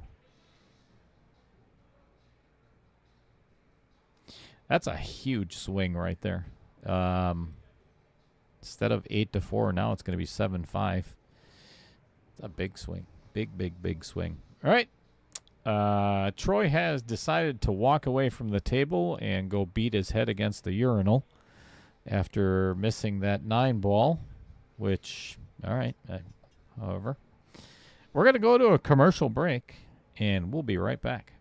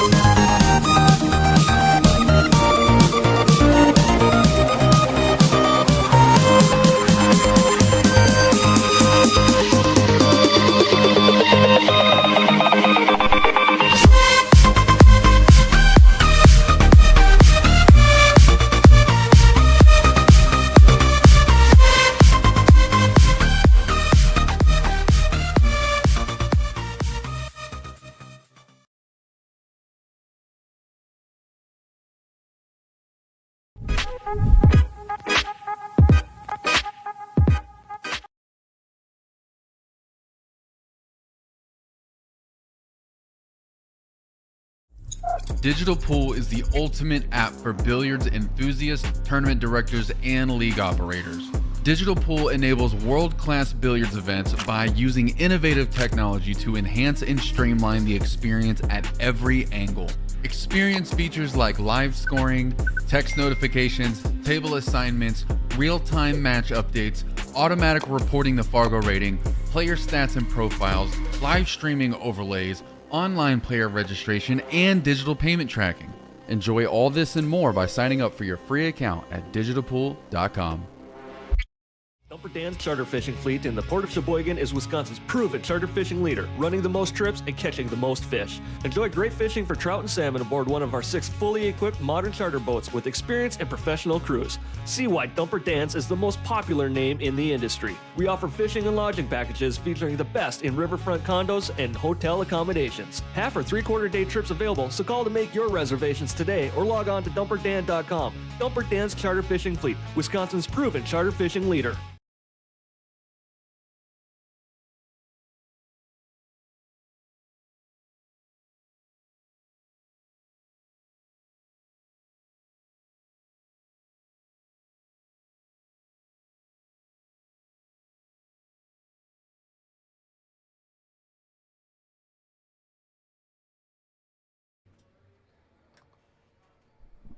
All right, players have returned. Roger has not. I think he may have left the booth permanently. I don't blame him.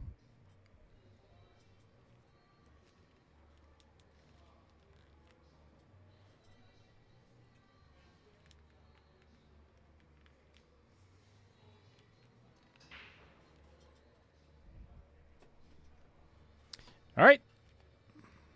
We went from a potential 4-game deficit, to only 2 for Troy. Dry break by Nick Brodeski, and nothing to shoot at for Troy other than probably going to be a push-out. All right, so let's get back to the chat.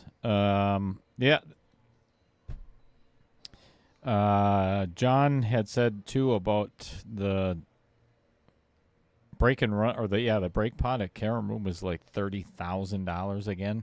I remember back when Fred Reiser won, I think it was like $32,000 or something like that on the break pot.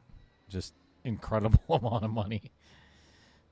Adam Granatella patiently waiting for the 653 and under bracket. Adam, I have news for you. That is one of the things that I'm talking with Matt Strong about is, so as big as this is becoming, it's one of the things that I can't handle all of it on myself because it's a monumental task with the chats, creating the flyers, just the streaming itself. There's a lot to it that people don't realize. So I want to be able to have the ability to run multiple brackets at the same time, at least 2, where we're not waiting, there's not time in between, so on and so forth. So one of the things that I want to do this winter before 2025 gets here is I'd like to do a 651 to 675. Even if it's a 16-player bracket, because honestly, that's probably all I would get.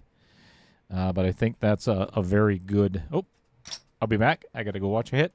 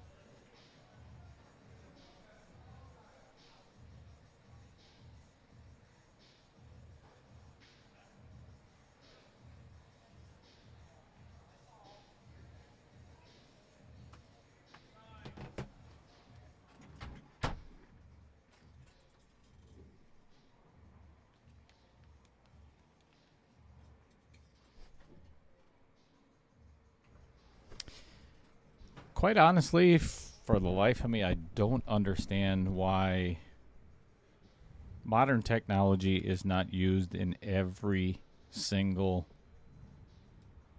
Anytime you ask to have a referee out to watch, it's so easy to put your phone in slow-mo and get the correct call. No matter what, there's no argument whatsoever. Both of the guys just looked at the video. Oh, yeah, good hit. Perfect. No problem. Yeah, you can't argue with instant replay on a slow motion video.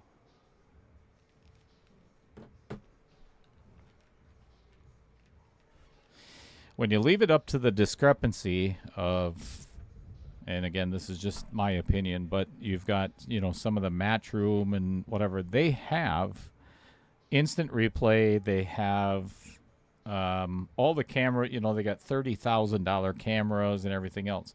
They have the ability to do anything they want, so they can zoom in. So to my opinion, they don't need it if every one of the matches are streamed. If they're not, the referees should have their phone. Their phone's in their pocket anyway. Just pull it out and use it. Great, record it. I've seen way too many arguments that could have been completely avoided by just using modern technology. Here, I'll show you that one in slow-mo.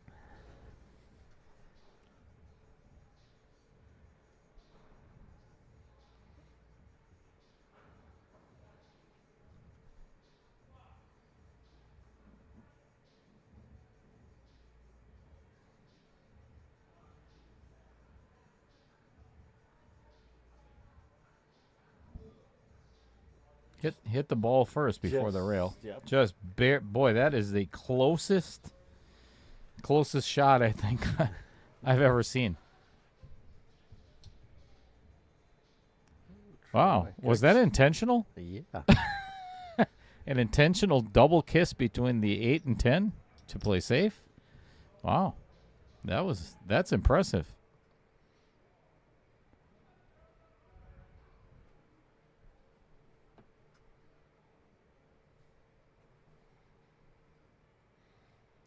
Yeah, that was actually one of the shots at the Ronald McDonald tournament. Ah. In one of your matches? Or you Not had my to match. referee? When I had a ref, yep. Okay. And it's clear cut. Even though I had to look at it several times just to make sure that it didn't hit the rail first, but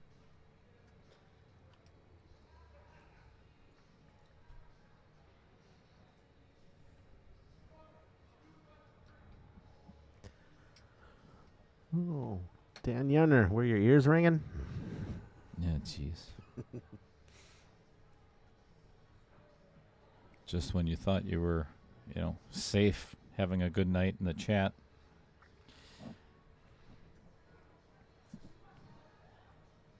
John says make it a 677 and under. Okay.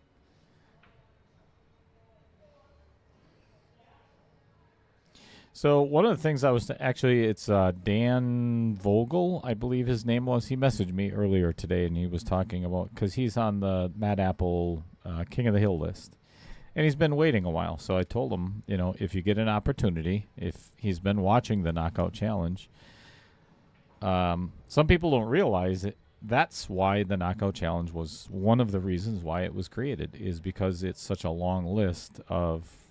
It's a very long waiting. I like the King of the Hill format, and all of that goes along with it. But the waiting list is just too long. So I forgot why I brought that up.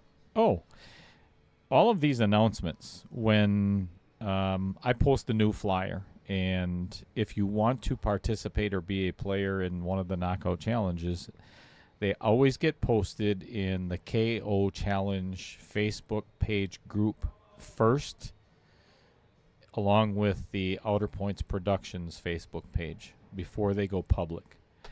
The reason being is the majority, I would say 99% of the players that have already played in one of the Knockout Challenges, I've always told them that they're going to get first opportunity to play in another one if they so choose.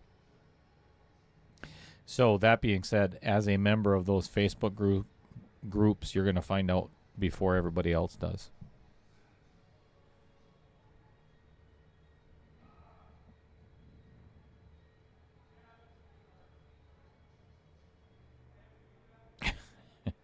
Randy Parlick, your guess is as good as mine. This is going to end up safe, isn't it? Not quite.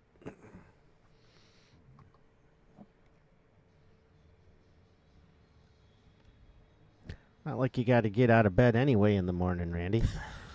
That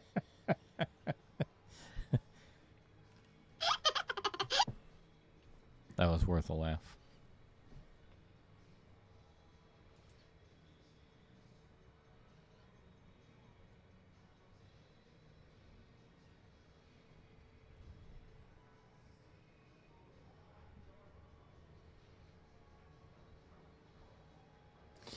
You know, I think Dan Yenner is probably the biggest reason why we're going to have to implement the shot clock, you know? I mean, as much time as he took the other night with that match, just ridiculous. Just banging balls around. Oh, my God.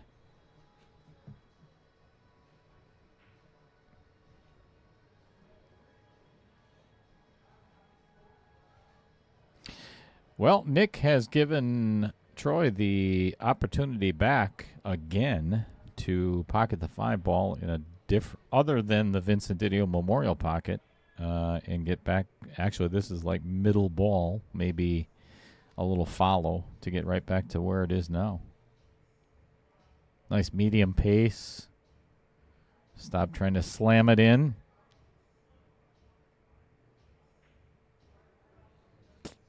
Does not catch the outer point. Ooh, just a fuzz of the outer point. Man, that's like almost identical to where it was. Yep. Look at that screen and that screen. It's like 2 balls closer to the 6, but exact same angle. Taught Troy everything he knows, except when he misses. Then Roger showed him. Is that it?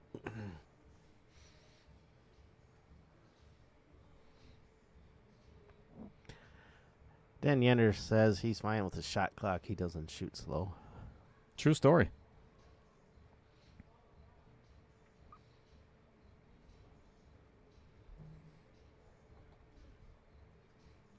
All right. I'm thinking Troy is just going to follow this through a little bit and play the 10 in the opposite pocket in which this 8 is about to go.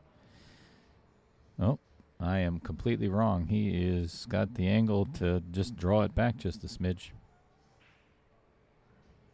That's exactly the way I would have played it. Mm-hmm.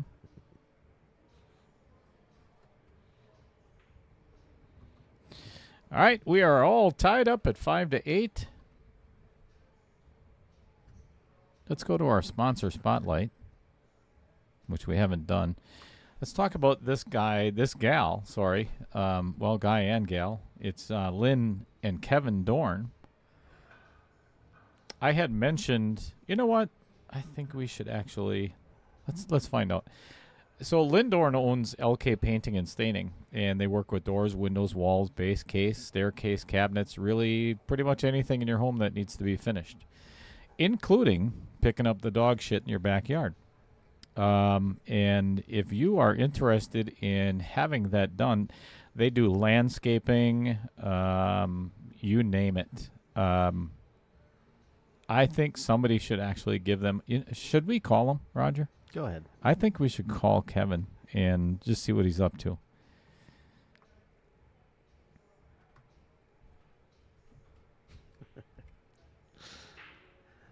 So you got Mr. Schultz and Mr. Yenner going at each other in the Good. chat. Good. Let's get a fight in the chat going again. Where's Bill Larson when you need him?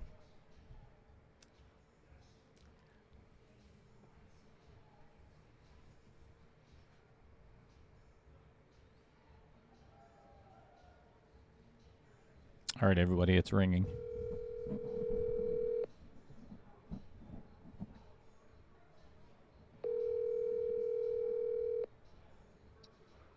Hey, Dale. Is this LK Painting and Staining? Not exactly. Okay. Is this Mr. I'm Dorn? married to. I'm married So, to LK. oh, okay. So you're live on Outer Points Productions right now. Oh boy. We went through a sponsor spotlight, I guess it's called, of Lynn Dorn for LKP. It says that you finish pretty much anything in a home, and somebody had mentioned, I think it was Roger Pregler, that you actually you pick up dog shit and everything as well in people's backyards, or Absolutely. absolutely. Do you Yep. charge per turd, or do you charge, is it like a bulk rate, or you go by weight? No, I go by hour. By hour. Okay. Yeah. And I really take my time. Nice. Well, Yeah. I think we're so there I think there's quite a few customers that are in the chat right now that would probably be very interested in your services. So we're gonna. Awesome. So again, that number, everybody, is 920-213-2257. So again, that's Lynn and Kevin Dorn, and yeah, give them a call. I would wait probably maybe 3 hours. Give it like right around midnight, and then give you a call. Does that sound good, Kevin? Oh, you would make Lynn so happy. All right, good sir. We are going to get back to we do pool streaming here. Do ya? Yeah, we watch people play pool, and then we try to commentate on it, which never really works out very beneficial for anybody involved. How do you do that without knowing anything about the game? I don't know. We got Roger in the booth, you know. Well, at least somebody in there has some knowledge then. Ouch. Oh, ow. Ooh. Okay. Thanks for answering the phone call tonight, and we really appreciate your time. Appreciate you. Good luck with your business. Thanks. Okay. Bye-bye. Bye. All right. That's Kevin Dorn.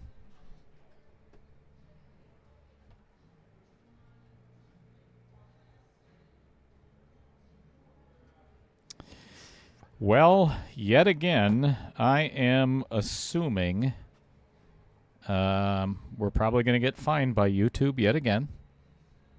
What's this Wii stuff? Oh, yeah. I'm going to be fined by YouTube again. I agree with you, Al.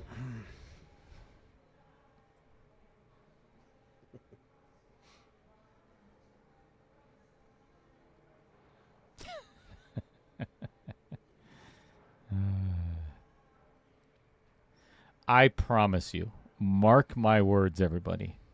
Somebody is going to complain that I said dog shit on my stream. They're going to call a lady in California, and they're going to be, did you hear what Little Cheddar said on the stream the other night? Go ahead.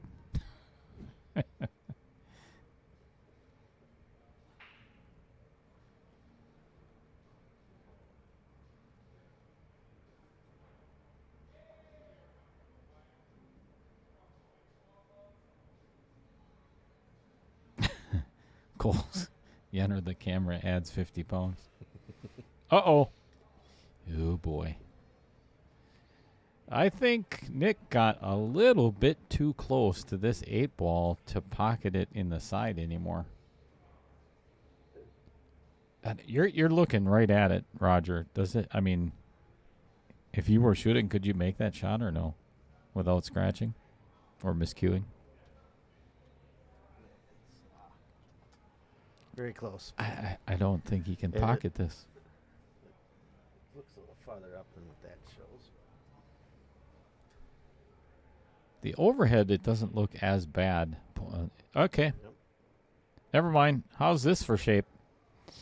Now he's got a holy crap. Straight in stop shot on the 9-ball for playing the 10 in the lower left. Wow.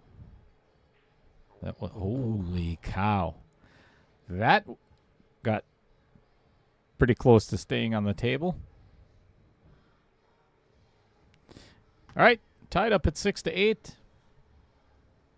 Fred Renner says that's none of your business. Thank you very much. Whoa. Whoa.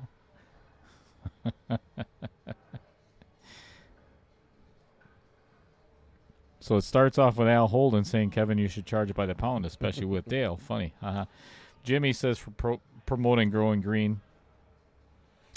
You know what? I will allow that because I said it, so you should be able to say it too, Jimmy.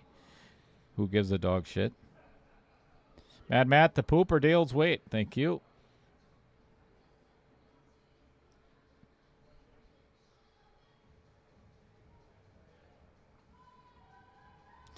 You know, it's funny, Justin, because I live up in Greenville, and there is a company that got started. This is just a couple of years ago, and it's two high school kids, or just graduated high school and college or whatever, that started a business of going around to all the neighbors and picking up their dog crap. I believe there's one in Oshkosh here too. Is there really? Yep. What a shitty job. You know, I mean, if you charge, $50 or whatever per property, I don't think the owners would really mind paying that much. And if you did, you could probably do 8-10 houses a day easily. Make sure you wash your hands before you eat at McDonald's. Run around with the pooper scooper. Right. What would you call that business? You know what? Let's go to the chat. If it was, dear Lord, I can imagine what this is going to be. But if you had a business picking up dog turds or cats or whatever kind of pets you have, what would you call it?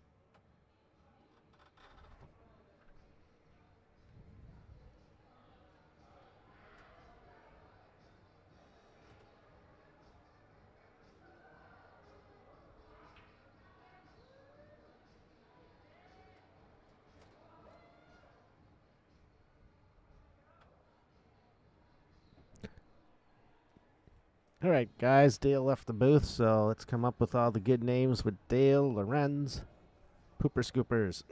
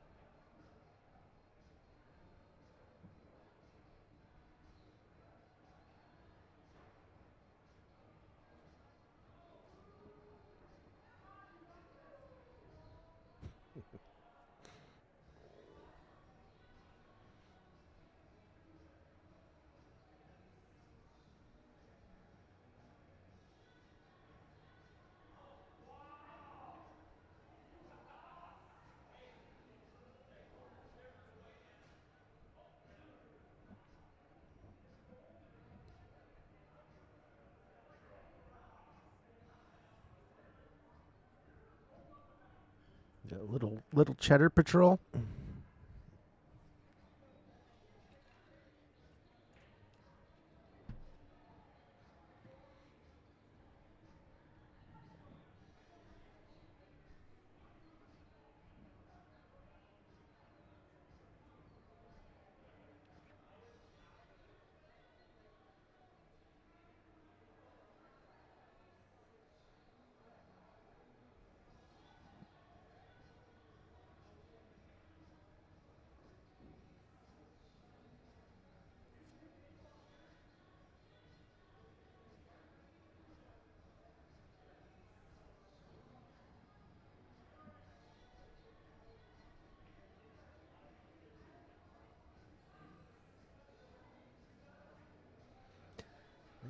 Once again, I think Troy. Nope, I think you can see this 4-ball.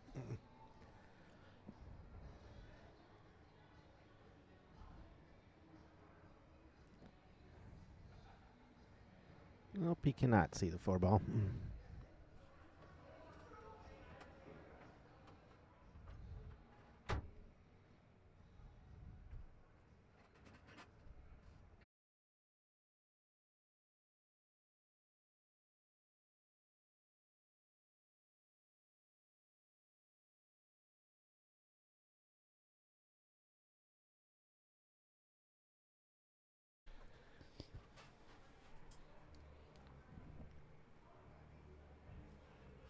Did I miss anything? No, just a few names.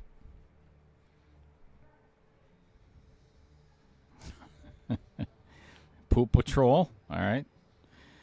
Turds Are Us. Interesting. Rax accoutrements. Accoutrements. Says Pooper Scoopers Inc. Interesting.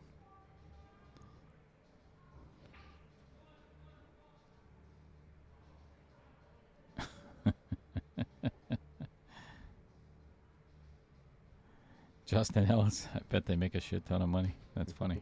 That is actually very funny.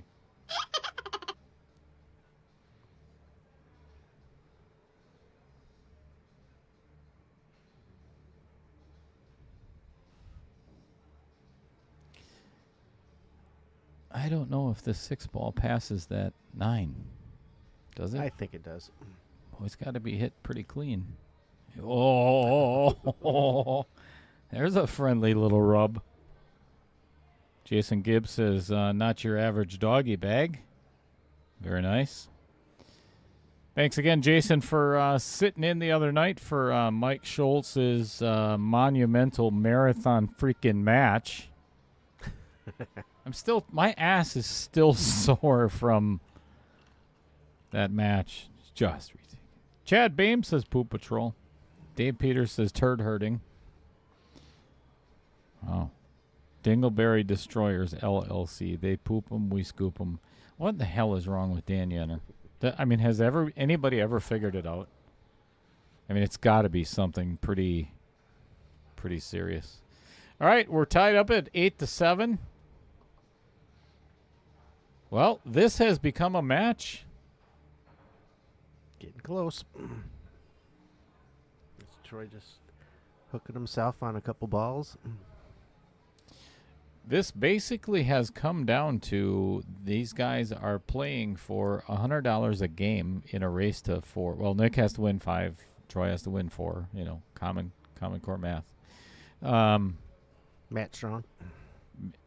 Yeah, not mentioning any names or anything. Cheddar Collectors Incorporated. What the put Bill Larson in timeout. I suggest a little cheddar. Scooper poopers. But only if you have a Shih Tzu at home.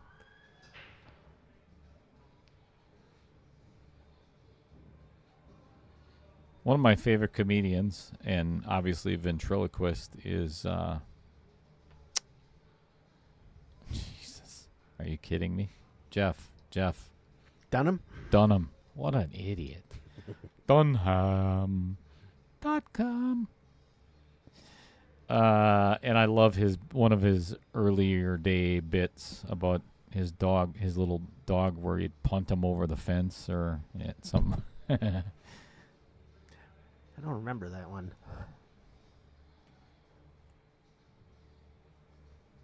Jeff Fafa. Dunham. I kill you.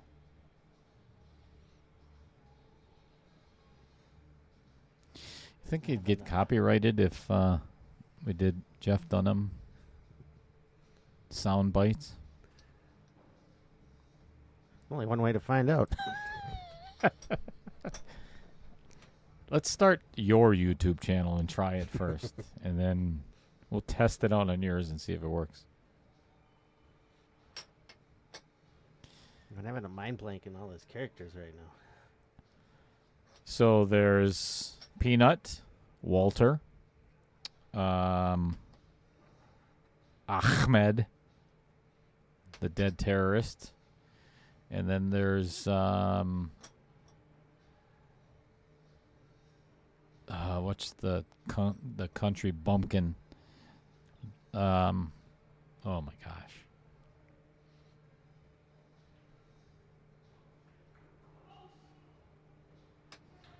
Help us out, chat. We already know you're going to. Peanut's my favorite.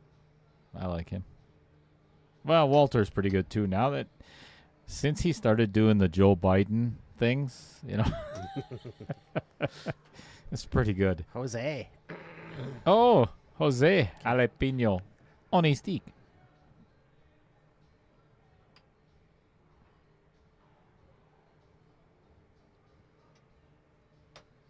Landmine sweeper, says Gary Tesh.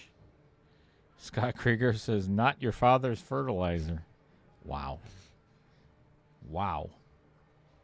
Bubba J. Bubba J, that's it. Justin, thank you. I like Bubba J. The old lazy eye.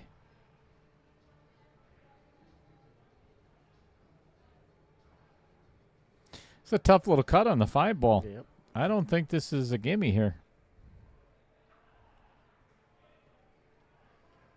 That gives it a little bit of depiction of what the shot looks like for... Holy crap. He's like, screw this. I'm just going to bank it. I don't care. I'm going to tie this match up right now.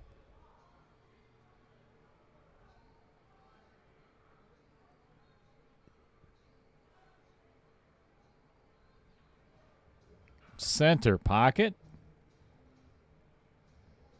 Went just a little bit too far. So now the direction or the tangent line of the cue ball off the 8 is right into the 9. He held that nice. Little right hand draw. Pulled it back to perfect position. I would play both these in the same pocket. Yeah, so is he. Guess what, folks? It is a race to 4 for $840. $110 or $210 per game. Wow. You ever play for that much money, Roger? Not per game, per se.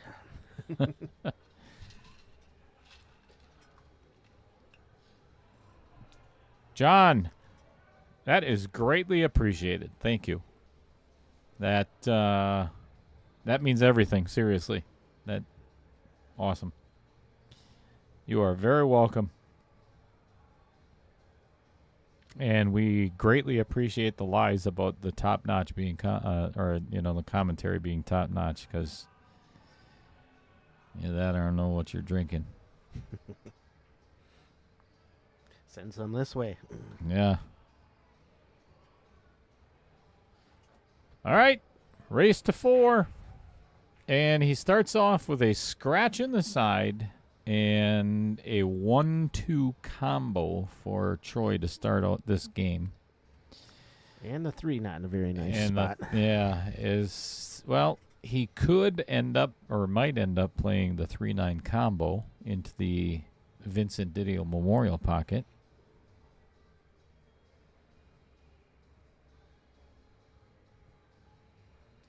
I think if Troy was a little bit more confident in his safety play, I think he could play a lock-up safe here and potentially get a 3-foul game on Nick. But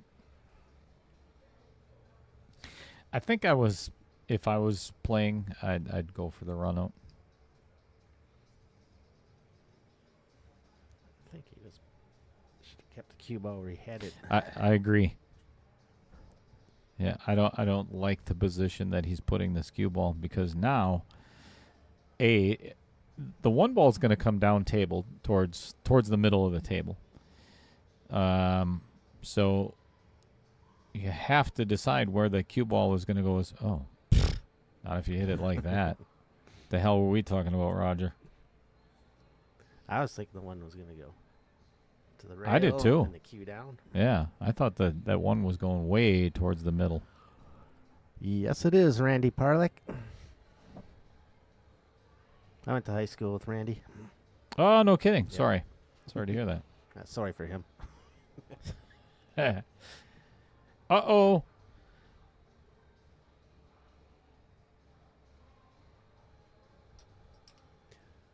It's even tough to play it safe from here. Yeah, I think he's going to have to thin it and try to get on the other side of the table.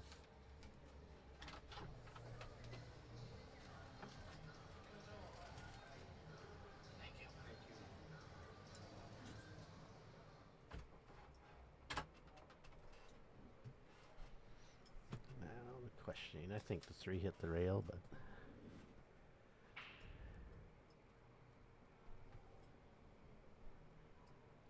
yep.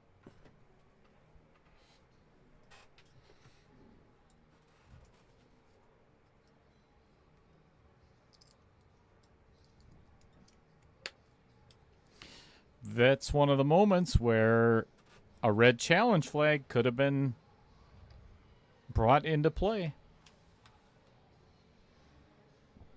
Hey, Bang Time Pool. Which side of Florida are you on? Bang time from Florida. Bang time has been with us since Mad Apple days, as a matter of fact. So, welcome back.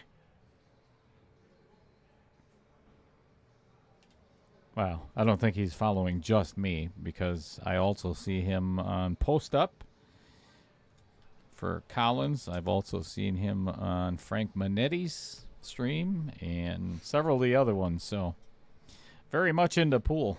What's going on, Bang Time? On the Gulf side, right in the path. Yikes. What's the name of this one? Don't know. Forgot already. Okay, you're a lot of help.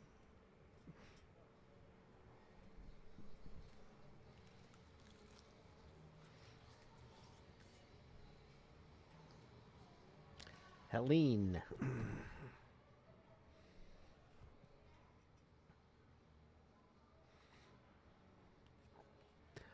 Randy said it was rough going to high school with me. It's rough being in the booth with him. Likewise. I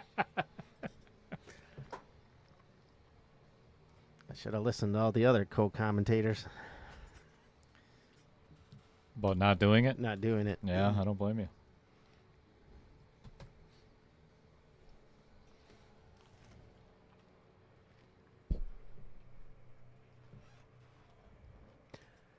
Cross this up to the end rail and bring the cue back down.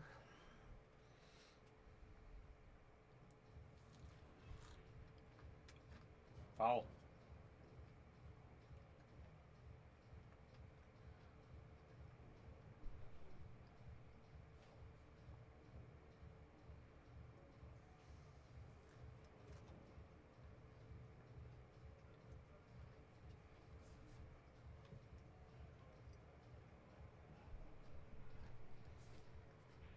When Troy goes back and watches that shot, he had a little bit of body movement on that one.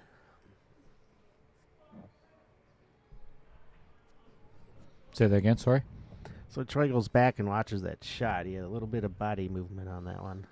Oh, where you hit the 9? Yep. Yeah, that will throw your aim off. There's no doubt. I'll be honest with everybody. From what I see now, I think Troy's in a lot of trouble in this match because Nick has found a rhythm and I think a little bit more focus on a lot of these shots, and he's going to be pretty hard to beat right now. Now that I, say that, he's out of shape here. Not horrible, but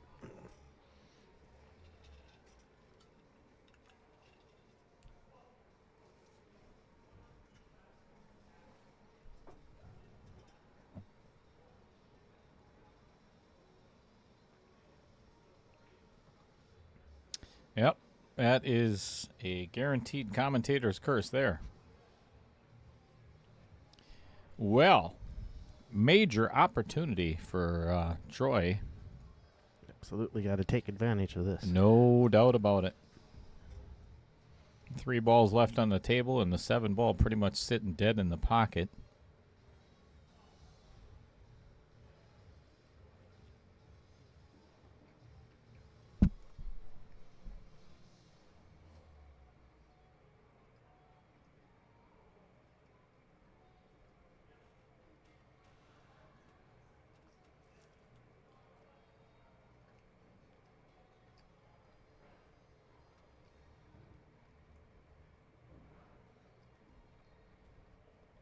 You want it to be up a little farther. Yes, and the fact, so he was so intent on making sure that he made that 7 ball. Shape was just like a secondary thought. And he's left himself very straight in and a long draw. Not something you want to do in the Vincent Didio pocket, but boy, did he hit it well. Great shot.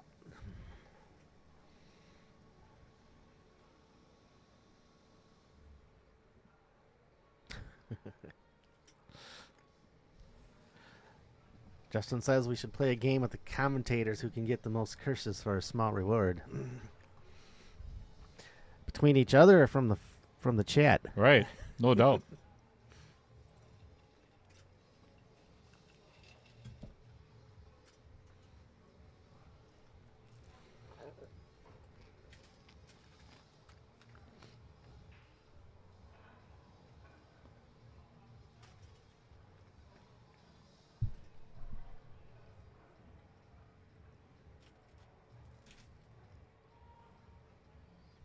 Oh, we got some action in the chat.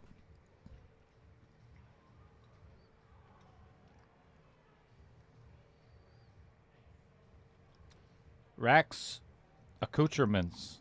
I think that's how it's pronounced, right? Sweat bet, he'll take Nick. Not bad because he's down 1 right now, so that's not a bad bet.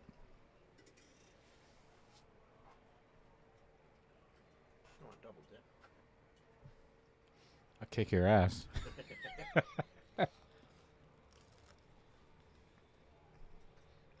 Or at least your kneecap. Oh, what a horrible roll. That guy kissed. Let's watch the replay on that screen there and see how many times that cue ball got kissed and went in the where it went in the side. It's good.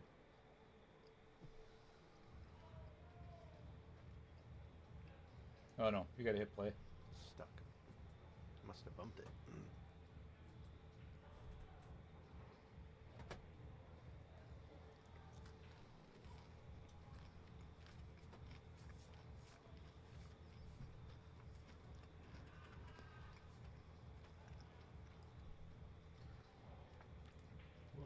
2. Yep, that was a great shot on the 9.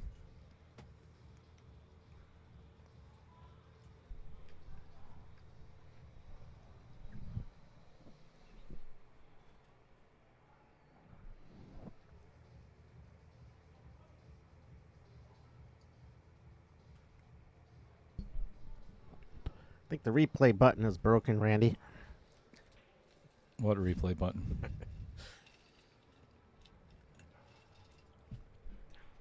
Along with the telestrator.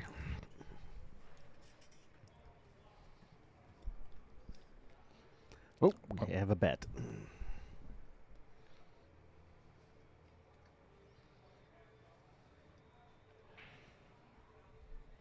This is not an easy table.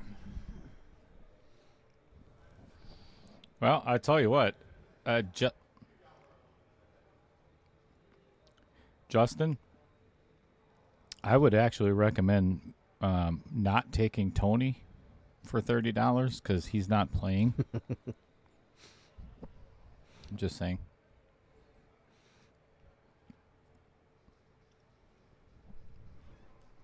I think I might have elected to play safe there. Because 3 to the 4 is ugly. Yep.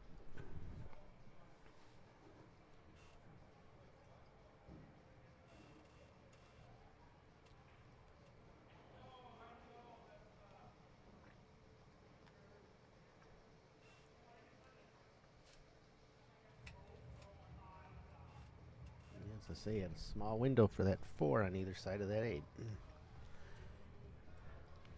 And you called it because now he's got a kick at this 4 ball, I think. Or maybe rail first, but I don't think it's pocketable. The hell do I know? Never mind. Deceiving from the booth.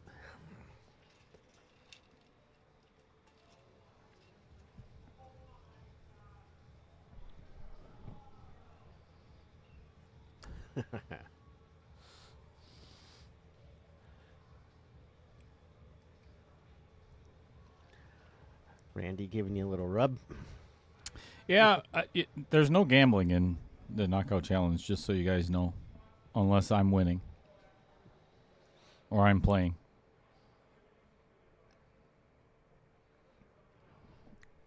Yeah, Fred, I figured if you could do it, I could do it.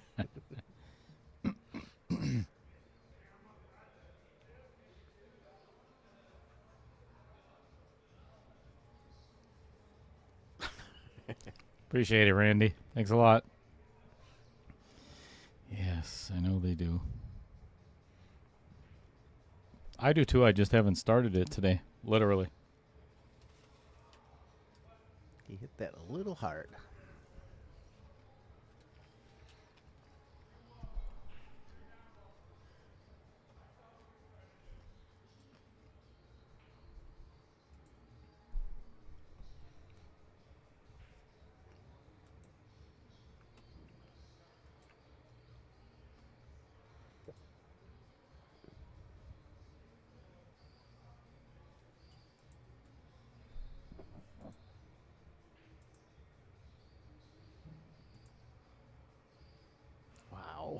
Wow. Again. It's just speed. Everything has been speed being off.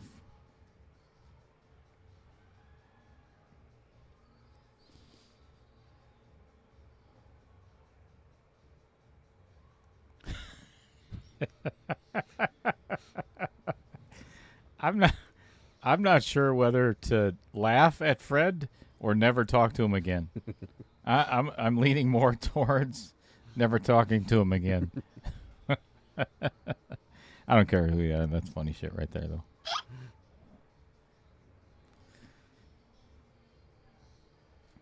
I don't think that was his biggest. Well, okay, yeah, probably was. I'm hard to handle.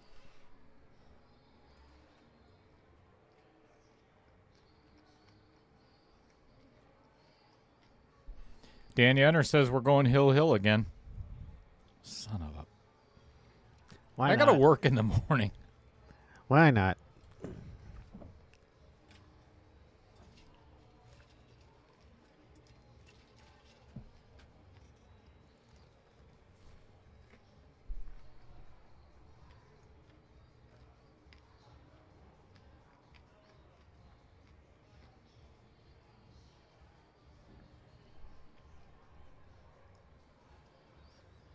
Wow, look at John Kramer trying to raffle off that cue. Not a bad idea, though.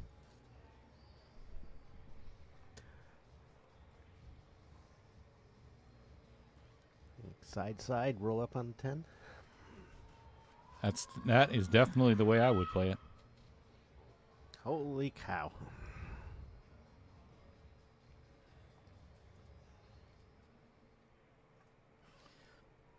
Troy had to get up out of his shot, or Tony, whatever you want to call him, Justin.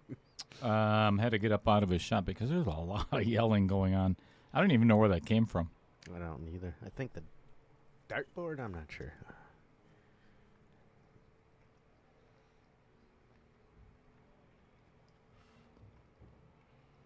But he did the right thing. Got up. And still came up a little cheddar here.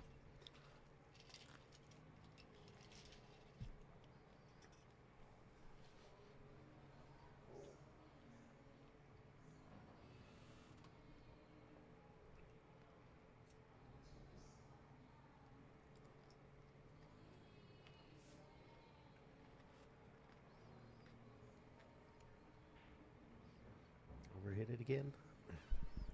Yep, this is going too far.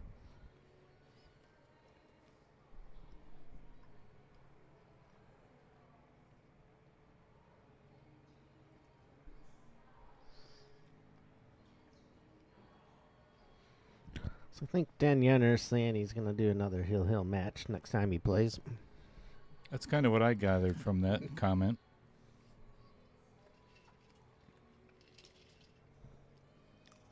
Shot clock's going to be on you right away, buddy. Let me just start him at 1 o'clock. And the next match at 8.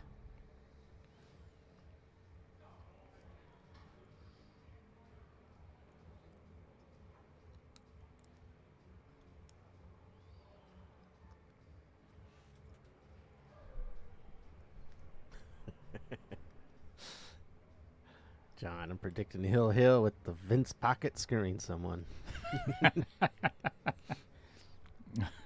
I love it. That's a good, that's a really good prediction. How does that make you feel, Vincent? I mean, geez.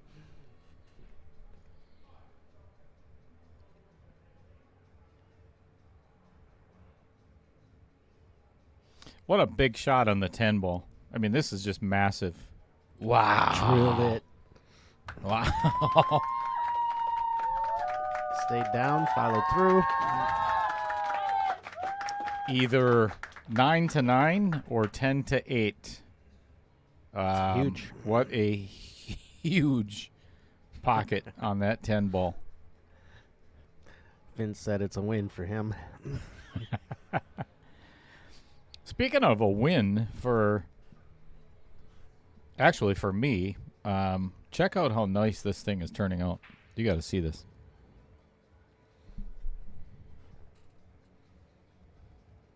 Much better than the other day. Awesome. Way the eyes pop. Actually, let me that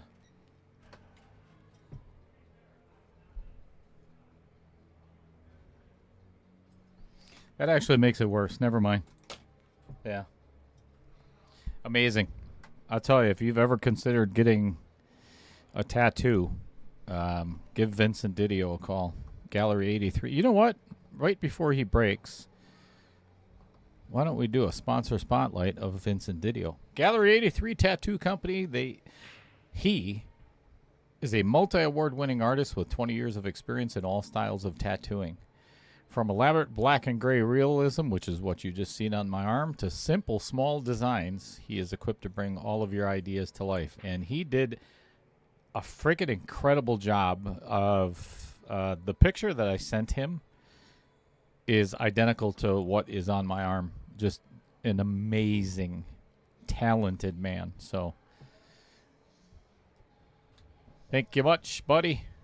If you want to get a hold of him, go to vincedtattoos.com or email him at vincedtattoos@gmail.com. Still have openings, Vince? No, he's looking for October, I believe. You are? No, Vince had openings in October yet. Are you getting a tattoo? Not yet. Not yet. So there's thoughts of it. Thoughts, but so many things to choose from. Yep. I get that.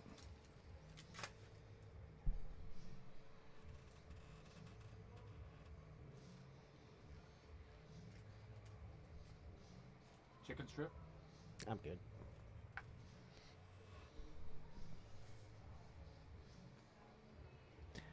And just roll over to the rail. Well, that answers your question. He does have openings.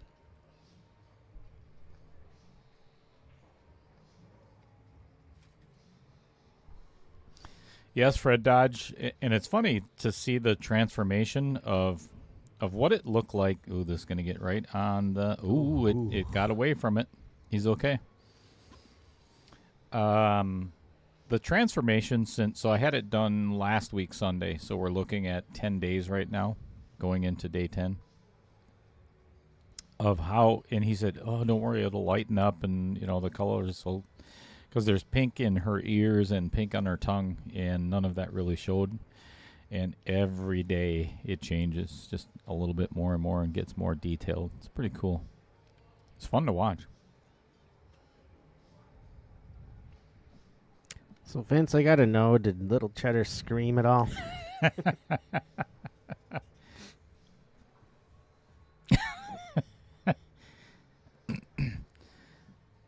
Remember, Vince, you're still in the quarterfinals, so be really careful on how you answer that question.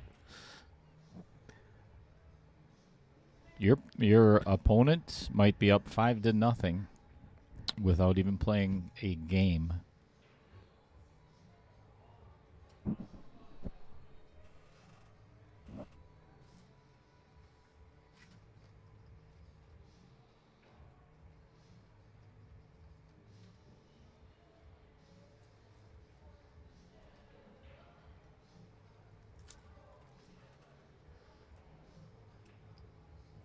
Nice shot. A little short.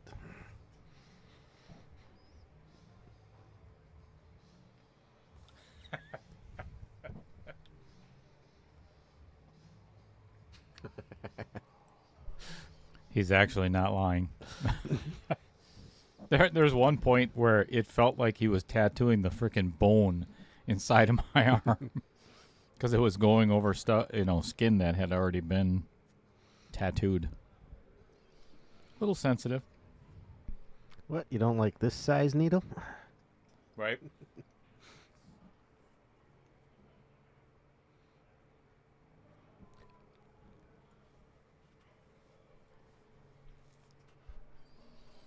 What a massive shot on this 6-ball.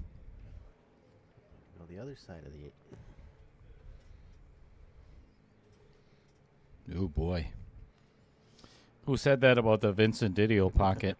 Because I think it's coming up right now. I don't know. Do you play this in the side?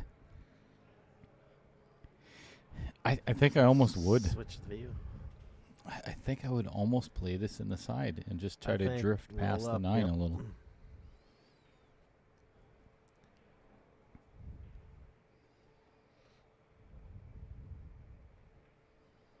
Or just hammer it.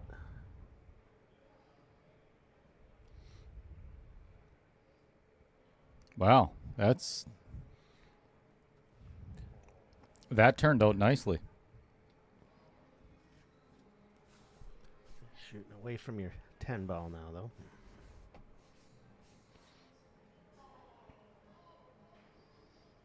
though. Yeah, Holden. Vincent says, don't call it a comeback.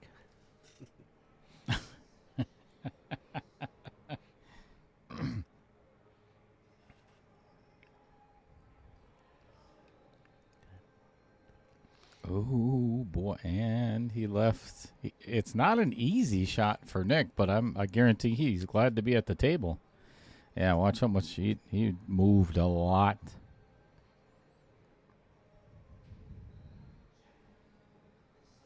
Yeah, he knew he missed that as soon as he let the cue ball go.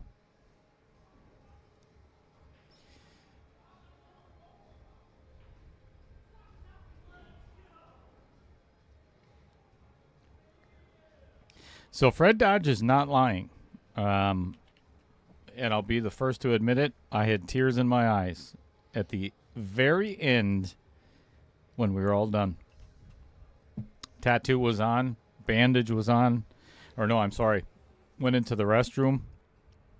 And I looked. He's got a full-length mirror in there. And I took a look at it. And, yeah, I was in tears.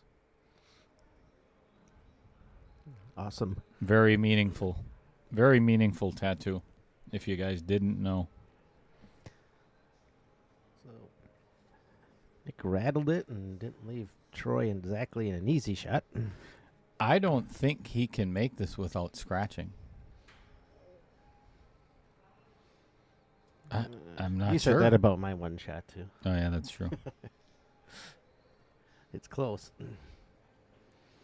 I don't know if I would attempt to make it. I'm not sure. I'm not sure what I would do with the shot because it's weird. And you're letting the cue ball fly. Yep.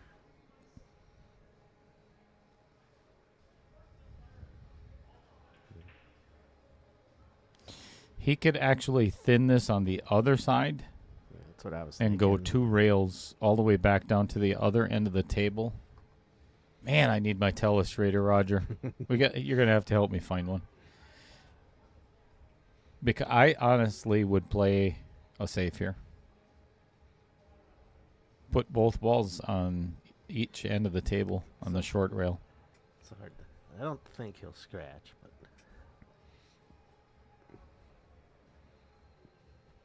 And look at the pocket that it's going in. You know, that's brutal enough. You know what? Let's do this. That's a more fun view. Oh, look at what he left. Wow.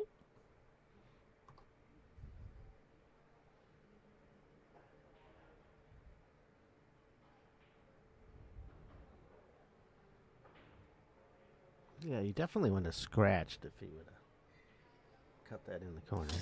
That seemed like such I don't know how to describe that shot by Nick there. But he took no time at all and just went up and just shot it. I have a feeling that's going to cost him this game too, and potentially the entire match.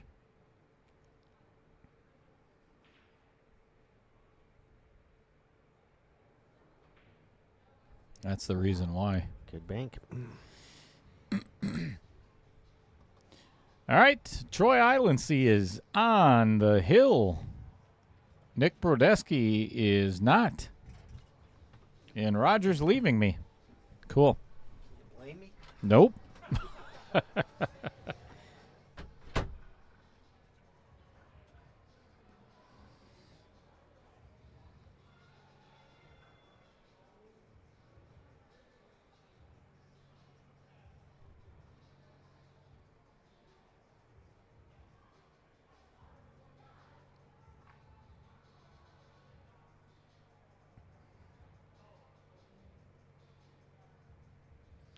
Well, it's looking like that $30 side action is,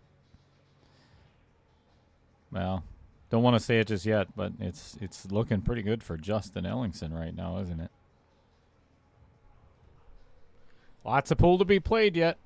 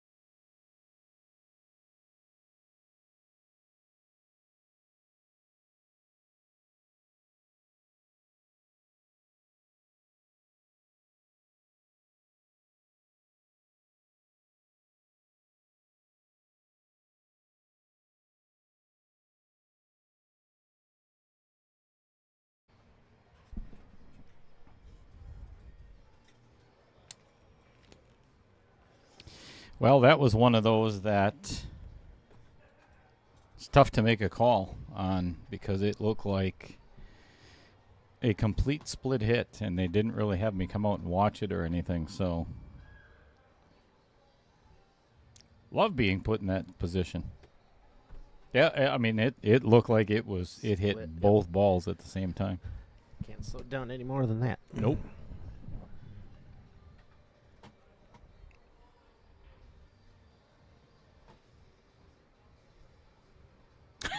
There it is. Scott, Challenge. absolutely. What a perfect time for a red flag. You know, it's funny because we joke about it and having a challenge flag and everything else. I guarantee you it will be used. I promise you, especially with freaking Dan Yenner still in the field. You know, he'll be throwing it on the table just for the hell of it.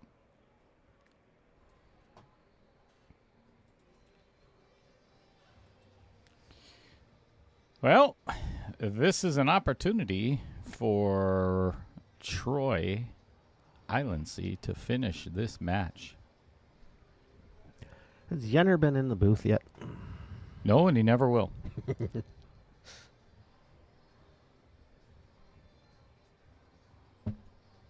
I don't even like having him near the booth.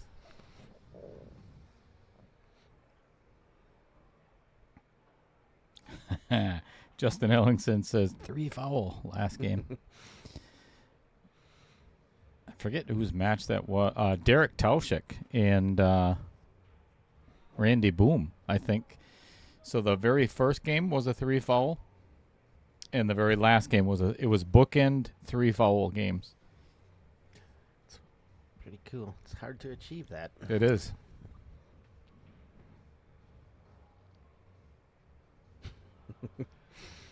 Yenner. I'm sure you will.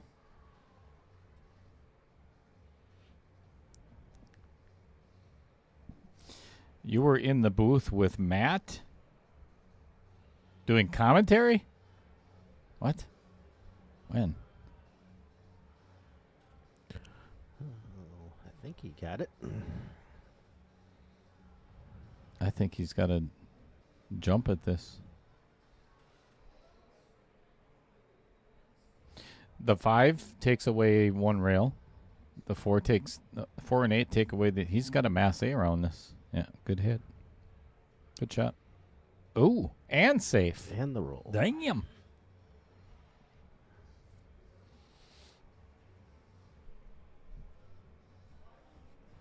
No, it does not, Rack. No early 10s. 10 must be the last ball pocketed on the table, no matter what.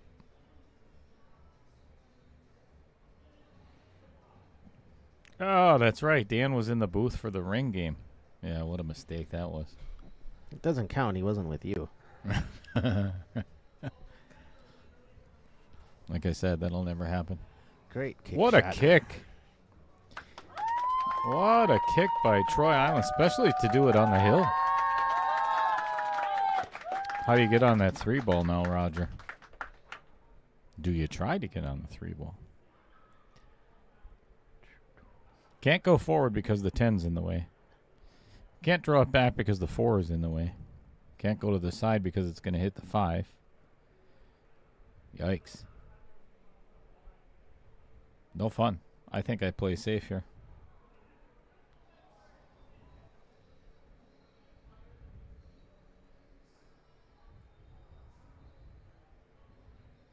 If there were early 10s, I'd be playing the carom right now. Right now. This is a good safe. No, I don't know. Oh, you got it.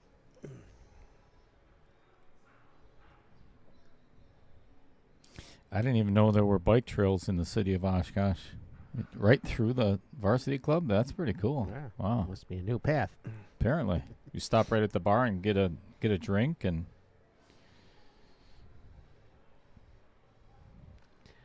Wheel wash. That's actually one of our favorites. We do wheel wash pretty often. Starting in Hortonville too. Long ways. It is. All the way to Fond du Lac, right? Mm-hmm.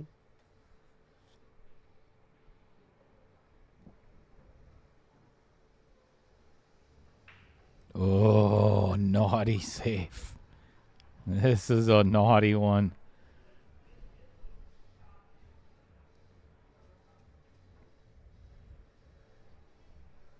A little harder, I think. Get it to the other rail. You're just going to have to shorten this up. Boy, that was it.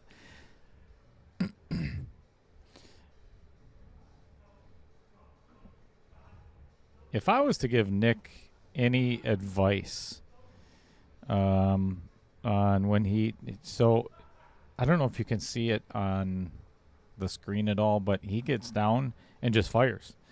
He doesn't get himself set on very many shots at all. And that was literally just, his hand barely even touched the table and the cue ball was already gone. It's very hard to be accurate that way.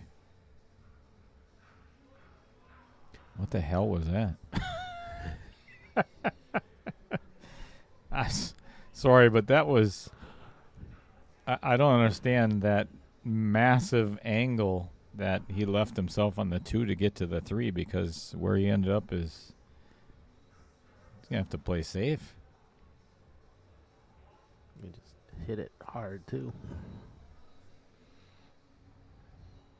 You could maybe two-way this one. Yeah, that's going to come up. Ouch. Oh, boy. This is potentially foul number 2.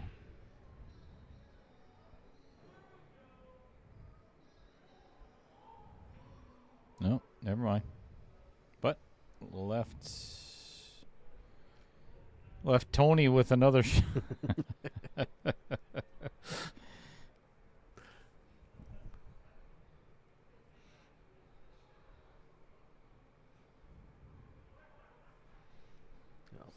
Yeah, I don't know, Dan. I've never seen Nick play, so I don't know if that's his normal routine or not.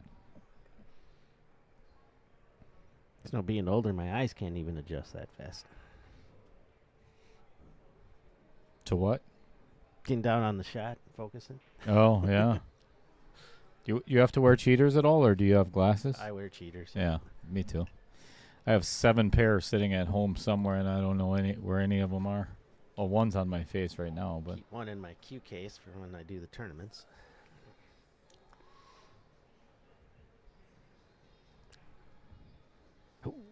uh-oh. This is a pretty thin cut, or a safe. It's probably just a stop shot on that 4-4. Yeah, I agree. Or just pull it back just a hair.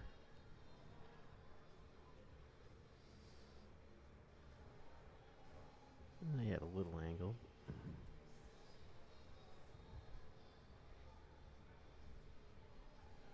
Bike wash. Are you crazy?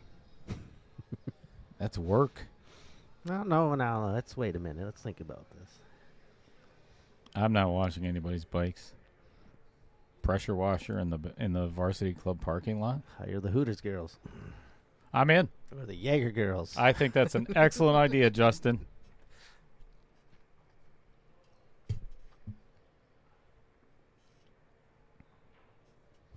Yeah.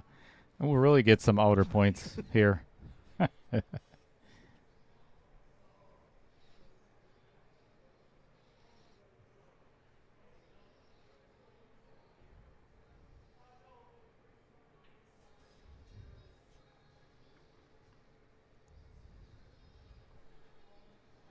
Well, just a smidge of an overcut, leaving Nick with pretty easy shape to get to the 6 ball.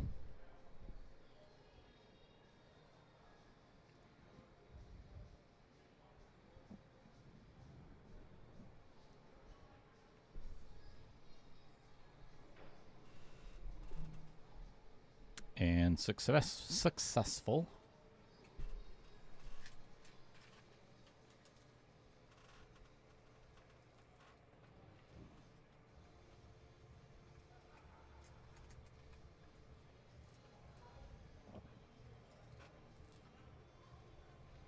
Nice little bump off the 10 there.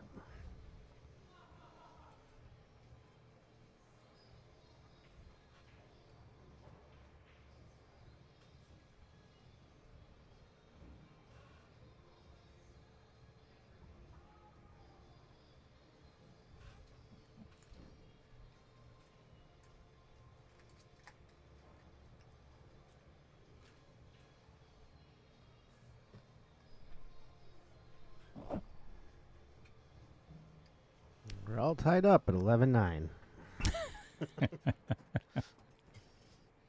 Matt. Nick gave that 10 ball a little ooshka look there at the very end because he thought he missed it. That used all the pocket.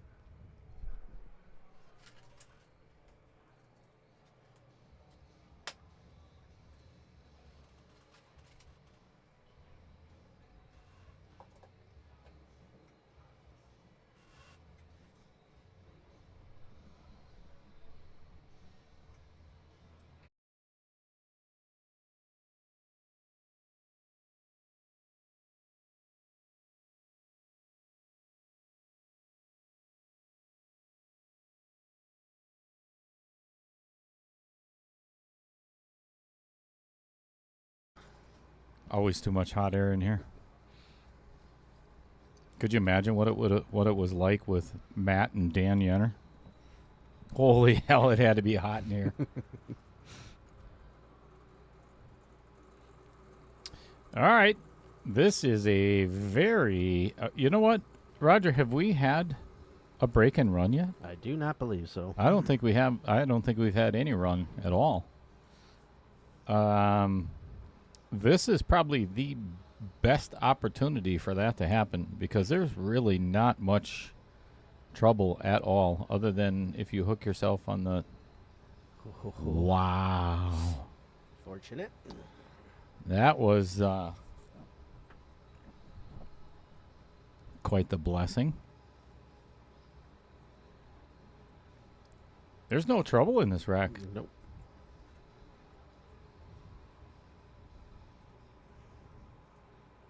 Well, then you got to shoot the one ball into the Vince pocket. Yeah, that one's pretty close though. I think this is the touch shot. This is the shot that's going to determine the rest of this. Yeah, he left himself really good angle for basically just a stop shot, I believe. Don't do anything fancy. Just make the ball. And hit it well.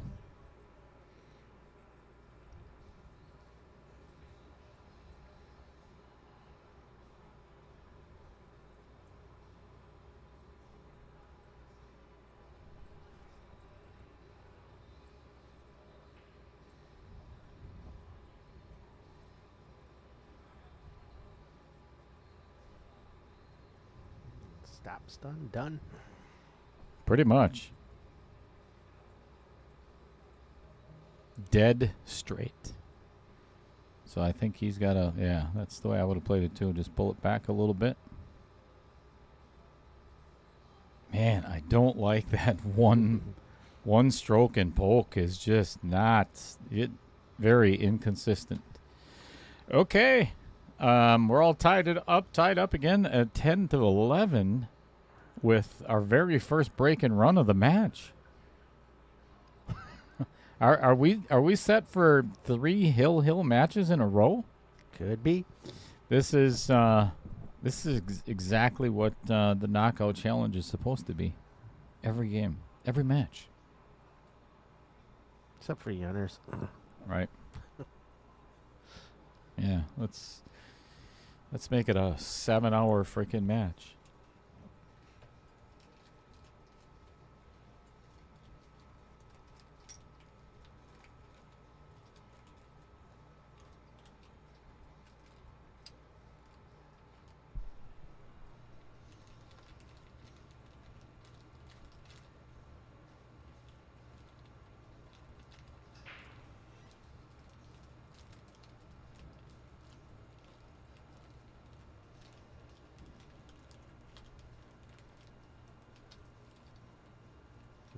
Broke them almost wide open. 2 balls a little issue.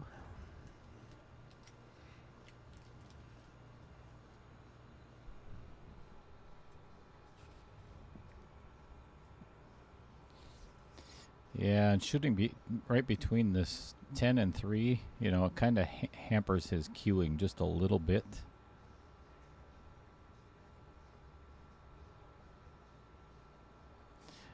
If he can cut this one in and get down where that 4 ball is, I say he can get out again. John Kramer asks, didn't Nick shoot with Robbie in the Scotch KO?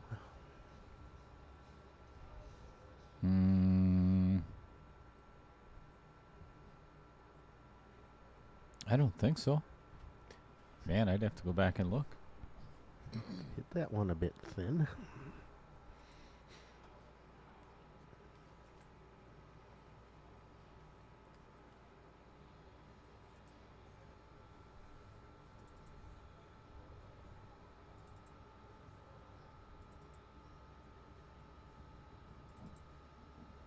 It would surprise me if John's got a better memory than you.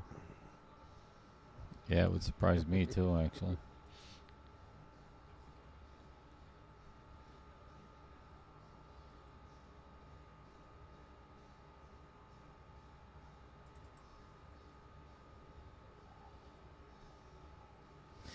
No.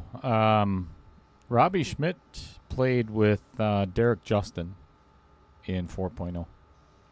So, haha. Oh, he says John, not Andy. Wait, what? He says not John, Andy. Oh, sorry. Andy Kuntz. WPPS. Oh, okay.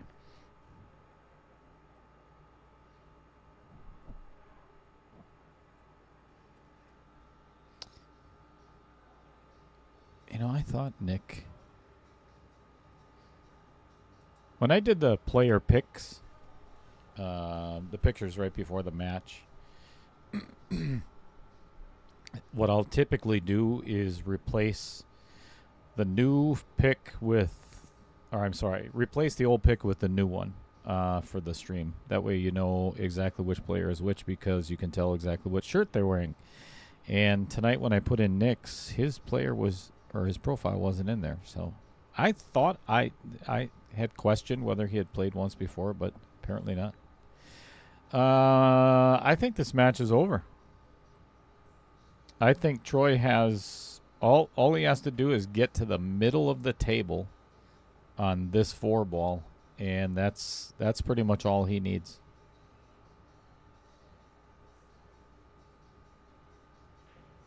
And that's not going to do it.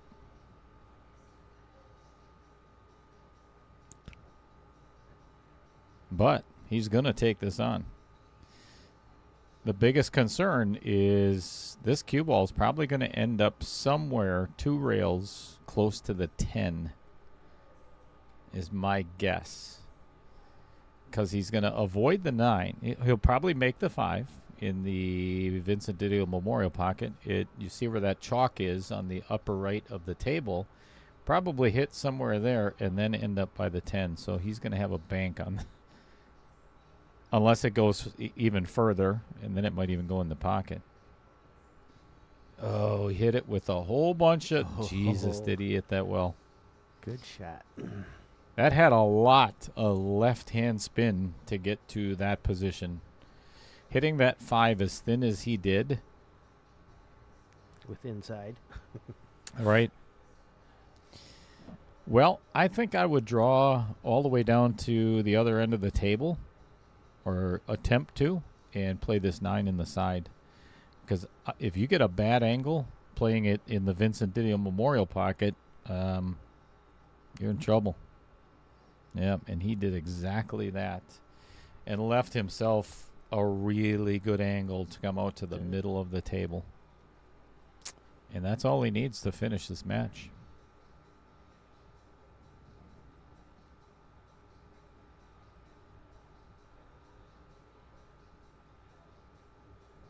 There you go, middle of the table. All right, coming right at you for the win. $840 in his pocket, and a chance for advancement in the quarterfinals.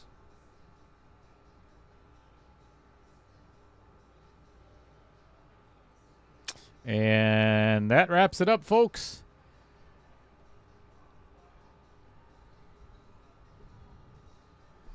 Yep. That is 12-10 in favor of Troy. Island C moving on. So, with that being said, thank everybody, as always, for tuning in. Much appreciated.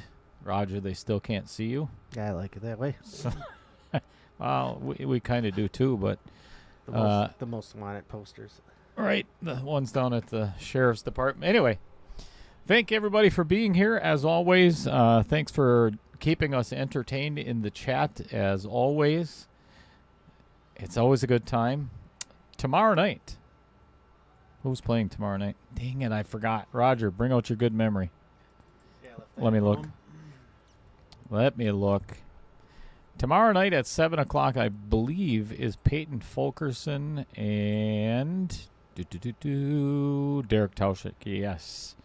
So you're going to want to tune in for that one because it's going to be a good one. Derek has been playing lights out lately. So, and then Sunday is the last of round 3, Logan Heisel and Adam Swenson. So thanks, everybody, for being here on this Tuesday night. Much appreciate all the shares and the likes. And thank you very much, Roger Pregler, for being here and breaking your KO Challenge commentator cherry. I survived. So, Fred, he made it. All right. As we always do, the only one that's not on the list right here is my newest sponsor, Mr. Avenue Auto, Derek Justin himself. So we're going to get that updated as soon as I possibly can. But all of these other people are so instrumental in helping me keep this stream free for everybody, and I greatly appreciate your sponsorship. Most importantly, the staff here at Varsity Club as well, and all of my co-commentators. Now I have a new one for the list, Mr. Roger Pregler, and of course, you, the viewers. So have an awesome rest of your evening. Wow, it was only a 3.5-hour match. We're doing good, pretty good. Have a great evening, everybody, and we'll see you tomorrow.